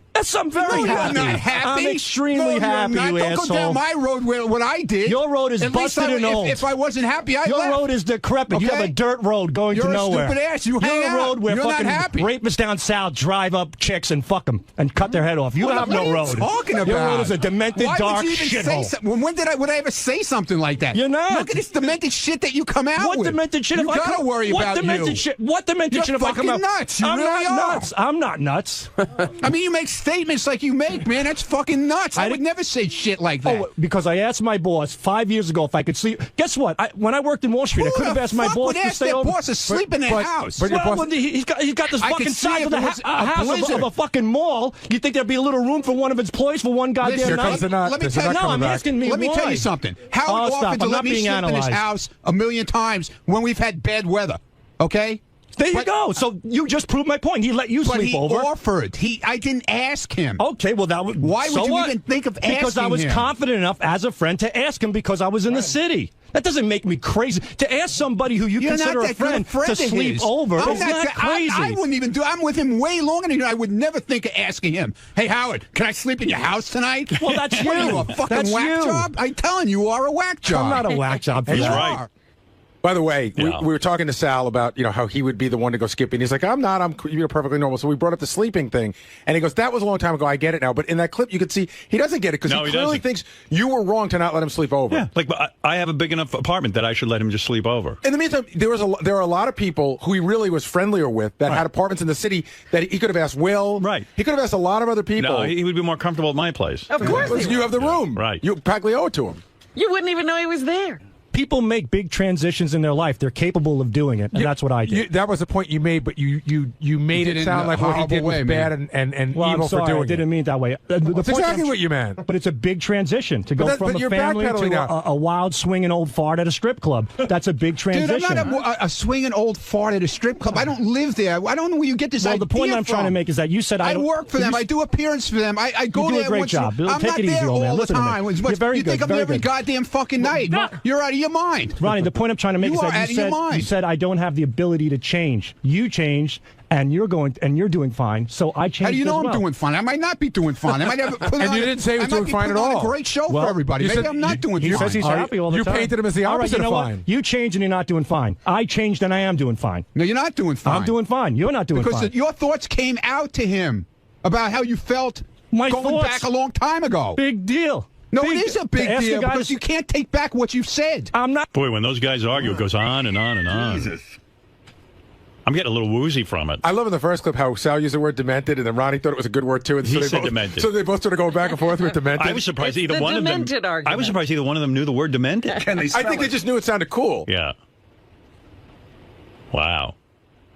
Sal going in there with the marriage stuff and the whole thing. I think that Robin Salem opened up a door and now everybody's rushing through it. Yeah. She kind of she led the way. Now it's Ronnie's whole thing. There was a breach. Yeah, there was a breach. No one was really bringing that No one up. was touching it. Ooh, wee. Salvatore. Yes. Seemed like the argument you had with Ronnie recently was rather deep-rooted. The fact that you went right for the jugular, you really attacked. First of all, there is no jugular left in that guy. There's no jugular. There's nothing there. I mean, it's like picking up a cadaver. There's no jugular. I mean, Sal can't ruffle my feathers. I can say plenty about him, but I don't. There's plenty more I could let out there, and I'm sure that he thinks there's plenty more he could let out on me. But you know what? I got plenty up on him. Is Ronnie delusional? Do you think that he isn't able to step outside and realize how much he has changed and how much? Well, Ronnie called me out for not changing. Once you say something, that's it. You can't change. Apparently, he has changed. So, he is delusional. If he's telling me that I can't change, yet he's a man who changed, who's the one that sounds like a stupid asshole? I'd have to say he does, but right. You have to say who, Greg? The man behind the camera? Ronnie. Well, there you go. And you represent the audience. Because right now I'm looking at the audience. Exactly. An audience, who's the stupid asshole? Ronnie. There you go. He's a little bit of an idiot, and I told him that to his face, and then I'll tell him whatever I want to his face. I'm not afraid to tell him anything. Or you. I'm not saying you're afraid. a pain in the fucking ass, too. I know I'm a pain in the ass, but that's my job. That's fine. But I have no ill feelings towards you. We get along fine, don't we? We get along swimmingly. Okay, swimmingly. I like that. But you and Sal, the fact that were ready to open up these wounds. You were ready to go for the jugular. Well, he started it, dude. Right, but normally if you have an argument with someone that you like, you don't go instantly to such Well, use what do you such think? harsh words. You got the wrong person, man. I'm not going to stand there. You're going to stand there and attack me. You think I'm going to stand there and take it without shooting back my gun, taking out my gun and shooting you? I'm just talking about how venomous the argument became.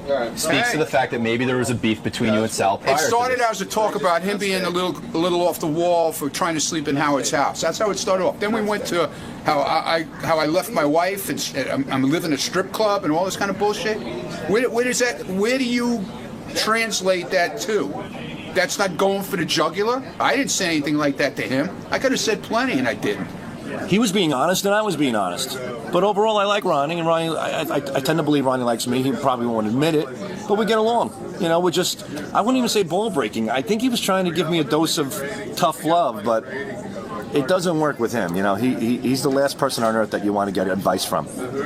You're not gonna take sanity advice from a guy who wears tinted glasses indoors. No, and skin tight belly shirts and turtlenecks, and you know, a man who dyes his beard and wears skull and crossbone T-shirts on the weekends at the age of 62 years old. Yeah, that's pretty bad.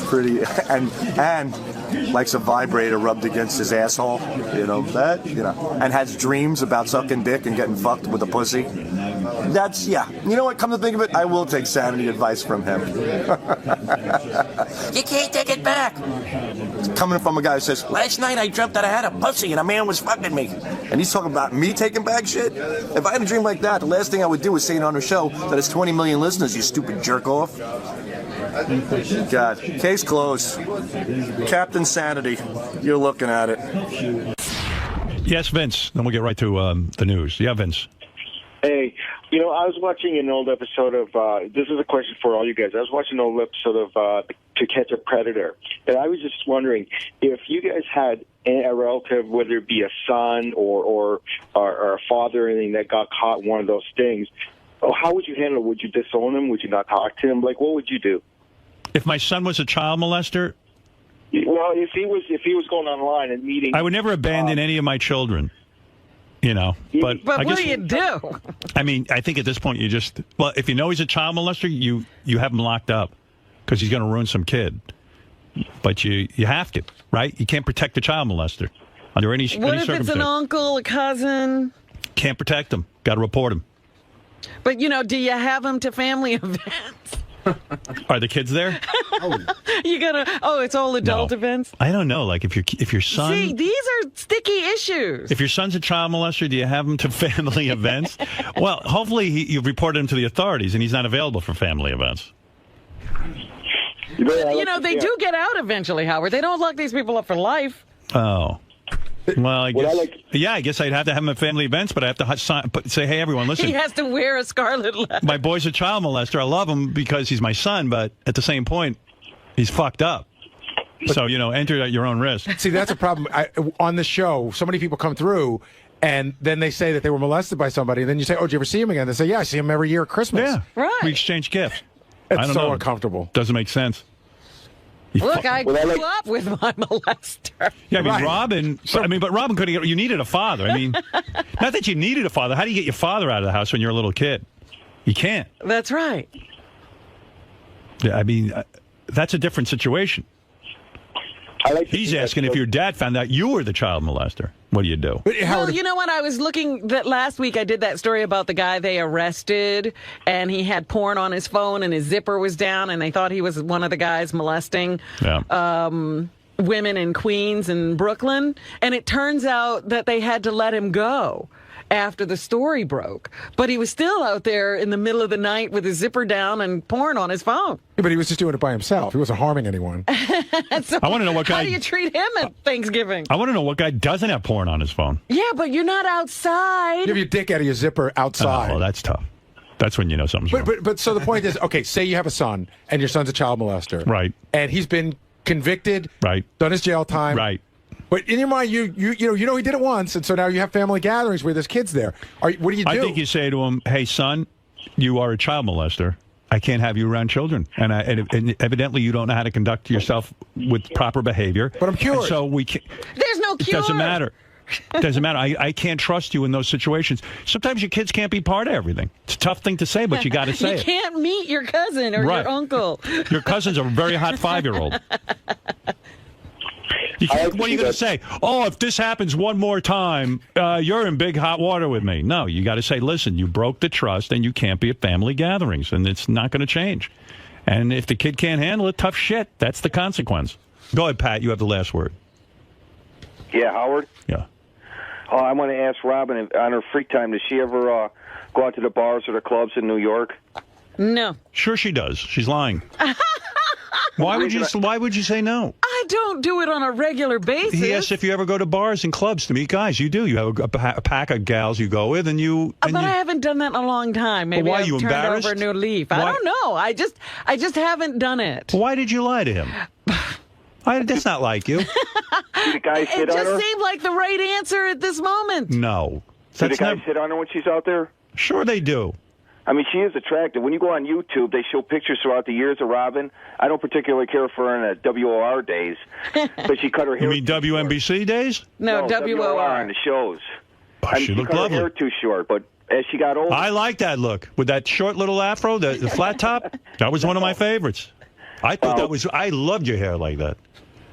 She'd wear dark glasses and the flat top and big titties. Come on. Well, she was heavier set back then, now she's a lot thinner. She's 56 years old now and more attractive. I'm much older than that. She's no hag. No, the thing that saves Robin is she doesn't look her age. Yeah, absolutely. Most black people don't. That's not true. I've seen some terrible-looking black people who have aged horribly. Wow. I'm not going to mention their names. But Robin, and I don't know that she is aware of this, she looks in her 30s. Now, she's lucky. And any guy listening should realize that. Well, that's why I'm wondering, when she goes out, that the guys don't hit her. I mean, what is she attracted to? I know she was with Mr. X for a long time. She is open to a lot of different kind of guys. Well, let's say she was. And she goes out and she's friendly and she dances with these guys. She told me what she does. She's embarrassed right now about it, but I'm not embarrassed. Sure, she goes out, she dances around. She doesn't particularly like dancing, but she tries. I need a cock. Okay. There's no shame in that, Robin. I need a cock. Now you're opening up. So I'm not embarrassed. Right. I need a cock. Who doesn't? Like when she's at her apartment building, I mean, and she's in the elevator, don't guys hit on her then? I mean, guys have to hit on you, Robin. Sure, it happens. What? What's the big deal? I've been there when guys hit on her. I walked down the street with her one time, and this guy, I believe he was a parking lot attendant, he started coming on to her and saying things in front of me. Now, for all he knew, I could have been her boyfriend, and he could care less. Well, you guys been around for 30 years. Everybody knows you ain't her boyfriend, Howard. Well, I don't think this guy was aware Well, of this anything. guy didn't know who anybody was. No, I don't think he knew Robin. I don't think he knew me. This was years ago. But, hey, Robin, are you attracted to just black guys, or are you attracted to white guys? Or? No, she goes all ways. I need a cock. I'm attracted to really wonderful people. She's attracted to Apparently anybody. not. I mean, you haven't been involved with anybody for years, and what'd you go, 8 years without sex? Robin, has a total stranger ever hit on you and it worked out? Well, the guy in the guy in the book in the San Francisco. San Francisco, yeah. Right. Right. Oh, the guy who she had anal with? The poop shoot I didn't guy. want to say that.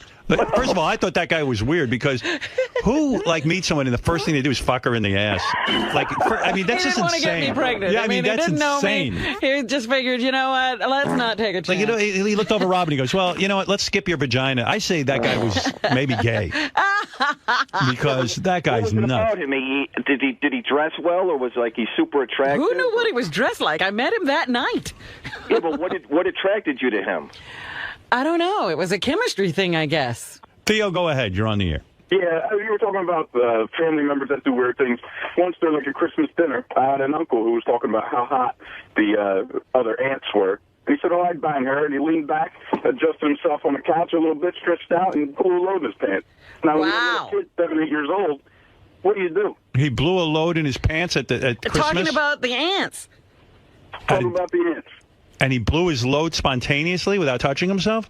No, he reached in his pants, adjusted a little bit, and stretched out a little bit, and all the other uncles were sitting in the living room watching. How do you know he blew his load? Yeah, dropping loads. It was with that. You got a funny look in your face. He got up and cleaned himself up, and then, what are you doing? You're a little kid. That's, you know what I mean? I never heard of such a thing. I don't know what you do when you're a little kid. You go to your room and hide. Hello, Robin. Yes, hello. May I talk to you for a minute? Certainly. What is it? Well, I wanted to talk to you about your I was going to say your clubbing ways, but really your non-clubbing ways. So, I occasionally go to a club, but not enough to say I'm a club girl. What is it about going out to bars and clubs and being hit on that's such a turnoff for most women, actually? Well, it's just that you don't think anybody really serious or that you should bring home would be in a club hitting on you. I don't know why, but that's generally the rationale. It's like, this is just for fun, and, you know, you don't think, no, that you should bring that guy home. Because it's such a party atmosphere. There's booze, there's loud music. Right, and this is what they do. You know, they're here all the time looking for women. So how does one pick up Robin Quivers? What's the method? Oh, you know. Well, I mean, I know, but I'm talking about the general public. I mean, I'm an exception, obviously. How does one pick up Robin Quivers? How do I know? It just happens, you know. Something happens. You have to either develop a relationship somehow if you constantly put yourself in my way, or, you know, you have to have some kind of a way of getting to me. I don't know. How would I be able to answer that question? Well, if one were to bump into you in the street and they wanted to make a play for you, what's the only chance they have? Because it's obviously not going to work at a bar or a club. What's the only chance they have? How can they become like that legendary San Francisco man? Obviously, I would have to be in the mood. It's true. It is a two-way street here. I can only tell you the people who've been unsuccessful. There was one guy who walked up to me one day and he gave me his card and he said, "I'm the right man for you. You don't know it yet, but I'm the right man for you." And I certainly never called him. So business cards are out. No, not business cards. It was just like, why would you say that to me? I'm the right man for you. And why would I just take your card? You're some guy walking down the street. You know, that seems odd. So you'd like a little bit of a clever move, not something shticky like that, but just, are you saying be yourself? Yeah, I think that's what you have to do. You have to have some self-confidence. You know, that's the usual things that people say. Let yourself shine through. Yeah. And it may just lead to a date with right, yeah, it could. Who knows?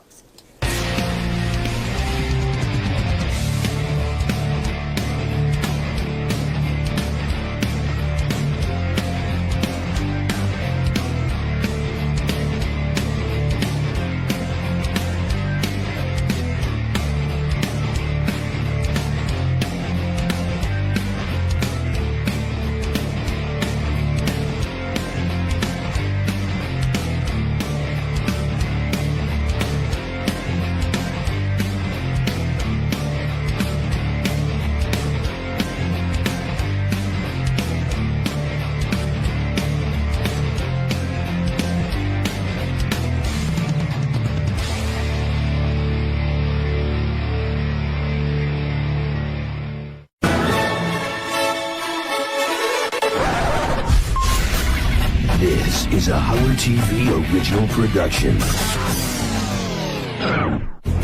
On this episode, Brian Phelan gets a new best friend. This is Brownie when he's sleeping. And we meet the man behind the voices, Sour Shoes. The lines are all jammed up. It's a very guest-heavy day. Give me that love organ, yeah. What's your problem? Testing 1, 2. Baba Boo. Yeah. Hell yeah.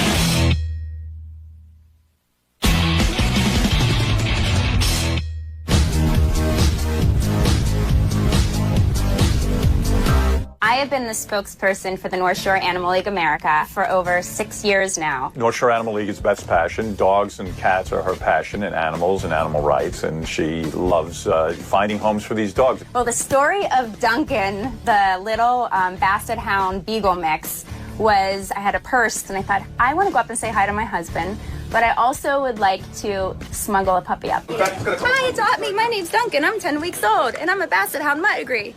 Aren't I cute? Are you kidding me?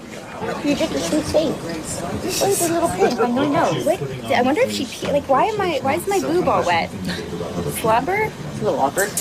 Look at talk about. I'm doing Good Day New York, and I'm gonna have. Hi, I'm lactating. Cool dog. You could get up That's eventually, fine, and I was getting this one up. How are you? They are my heart and soul. It's my passion in life to just spread the word. You rescue an animal, you're saving a life. 10-week-old basset hound mix.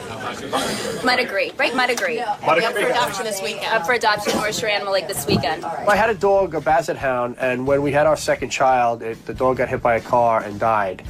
And I wasn't really into getting another dog and raising a child and a puppy at the same time, so we held off on getting another dog.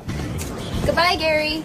Out of the blue, I was going to go run in on the air and say I want the dog, but, you know, being married, you always got to ask permission somewhat and make sure it's cool with the wife. So I texted her, and she said, send me a picture. Hey, Beth. Hi. Brian asked if I could take a picture of him because Brian Phelan, he might want to adopt him. His wife might want to adopt him. Let's get the whole... Okay. The dog is adorable. Ever, right? I was there when Greg Carmel took a picture of Phelan's dog, and I was like, that is a really cute guy taking a picture of a cute dog. How old is it? Cool. 10 weeks. Got it? Got it. Thank Cool. you. Brian Phelan said he just might want to adopt the dog. I just heard. Yeah, Let us know. All right. So I sent this picture to my wife, and she said, yes, let's get the dog.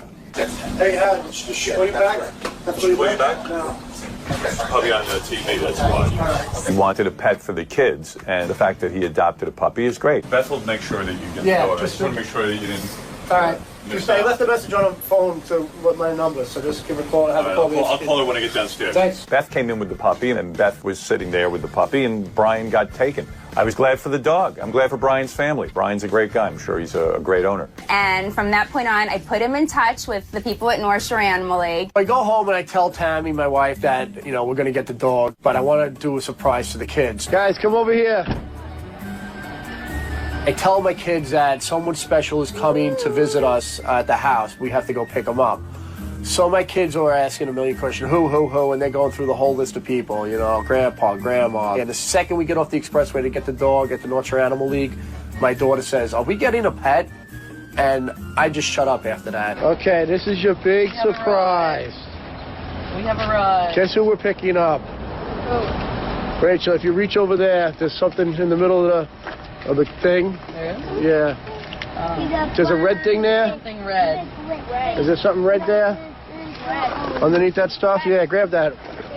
Oh, a dog! We're getting a dog. I think we're going to get a dog. Being a dad, you know, and surprising the kids, I feel like a new addition to the family. I feel like, you know, kind of cool. You know, like, hey, Dad stepped up and we got a dog.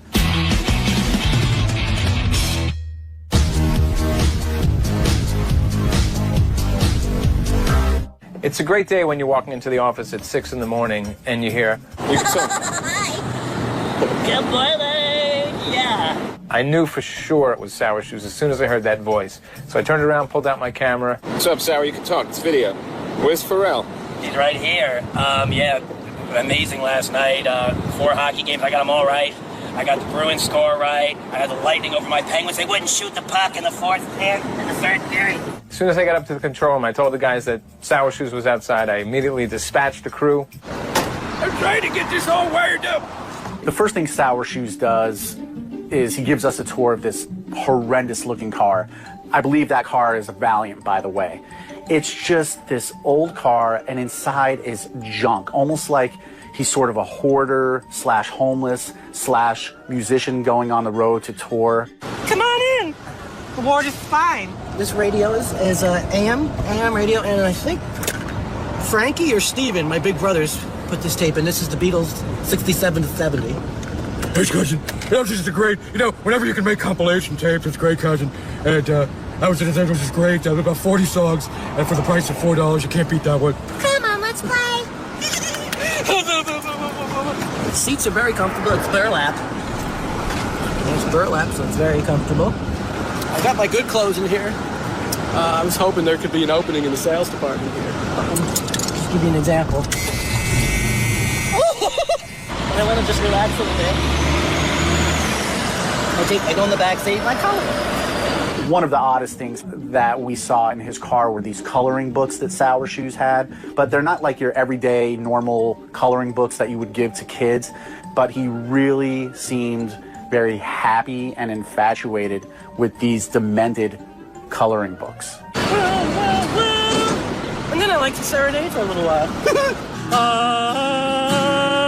The guy even has an old school telephone in his car. Yeah, I have this again. This one's rigged up to the carburetor, and I'm able to get callers coming to the phone lines. They're all jammed up this morning. Where are you calling from? Oh, Sheboygan. We've got a prize package to the Sheboygan Sausage Festival, 𝗦𝗵cie𝗄𝗿. It's an all-expenses-yours trip. How does that sound, caller? He shows us this keyboard that he somehow has rigged to the engine of his car. The keyboard, it needs about another hour to warm up. You're probably about another hour to warm up. And Scott hasn't come down yet. Scott! Wow. See, if I idle it real high, I can get the RPMs up, and then I can power the organ off. Oh, this organ. Give me that love organ, yeah. 99% of the time, he would talk to you doing imitations. It could be Artie, it could be Gary, it could be Tracy Millman, Scott Farrell. So many different imitations, and he's spot on with all of them. Turn your radio down. Right, the lines are all jammed up. It's a very guest-heavy day. The first time I heard the 𝗏𝗄𝗄 impression, I didn't think it sounded like me. Right. I gotta go. BBM me later. Right. I think the 𝗏𝗄𝗄's impression of me is a tiny bit effeminate, which I'm not really a fan of. How can I help you? Right. Yes, Tracy. Douche. Fuck you. The guy is just absolutely captivating. I'm tired. I'm not doing this right now. You didn't get a single buyback. Gary, I love you. Booey, I love you, but Yeah, but this whole Don Rickles shit doesn't fly with me. Yeah. No, it doesn't. No. Whoa. Embargoes. PLO. Whoa. He's just a big kid in a grown-up's body. I love you.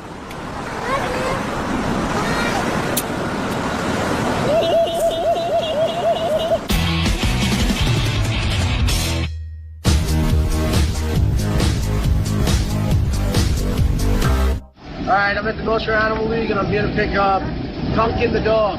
No. Let's go inside and see what we got. Right, kid?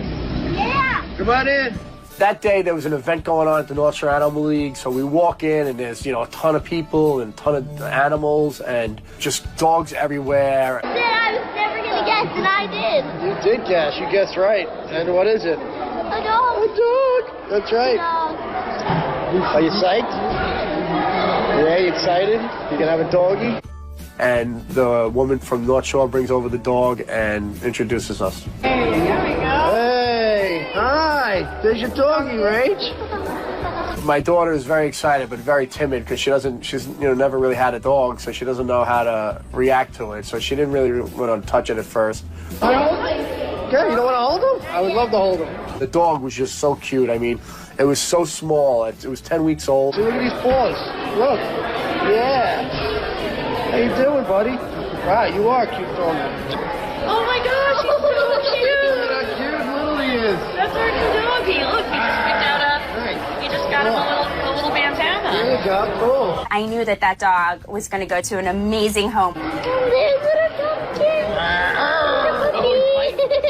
You're biting, huh? Oh, you like your belly rub? They're warm, they're healthy family, they're going to treat this dog the right way. And if Brian had any questions, he knows who to ask. So I felt like keeping it in the network of family, it makes it even better. All right, so I got the dog. Here he is. Name's Pumpkin right now, but I think they want to change the name. And we're going to go home and enjoy the doggy. So thanks for everything. Goodbye, doggy. And we brought the little guy home. There you go. Hey, look at how small you are. He looked like a squirrel in my backyard. It was just crazy how the size of what he was. Look at how small you are, you little doggy. Brownie, look, boy, look, Brownie. I put the camera down, and unbeknownst to me, my daughter grabs the camera and just starts filming a ton of stuff with the dog. Hi, everybody. I'm Rachel, and this is Kevin. And we are going to be videotaping a new member of the family. He's 10 weeks old.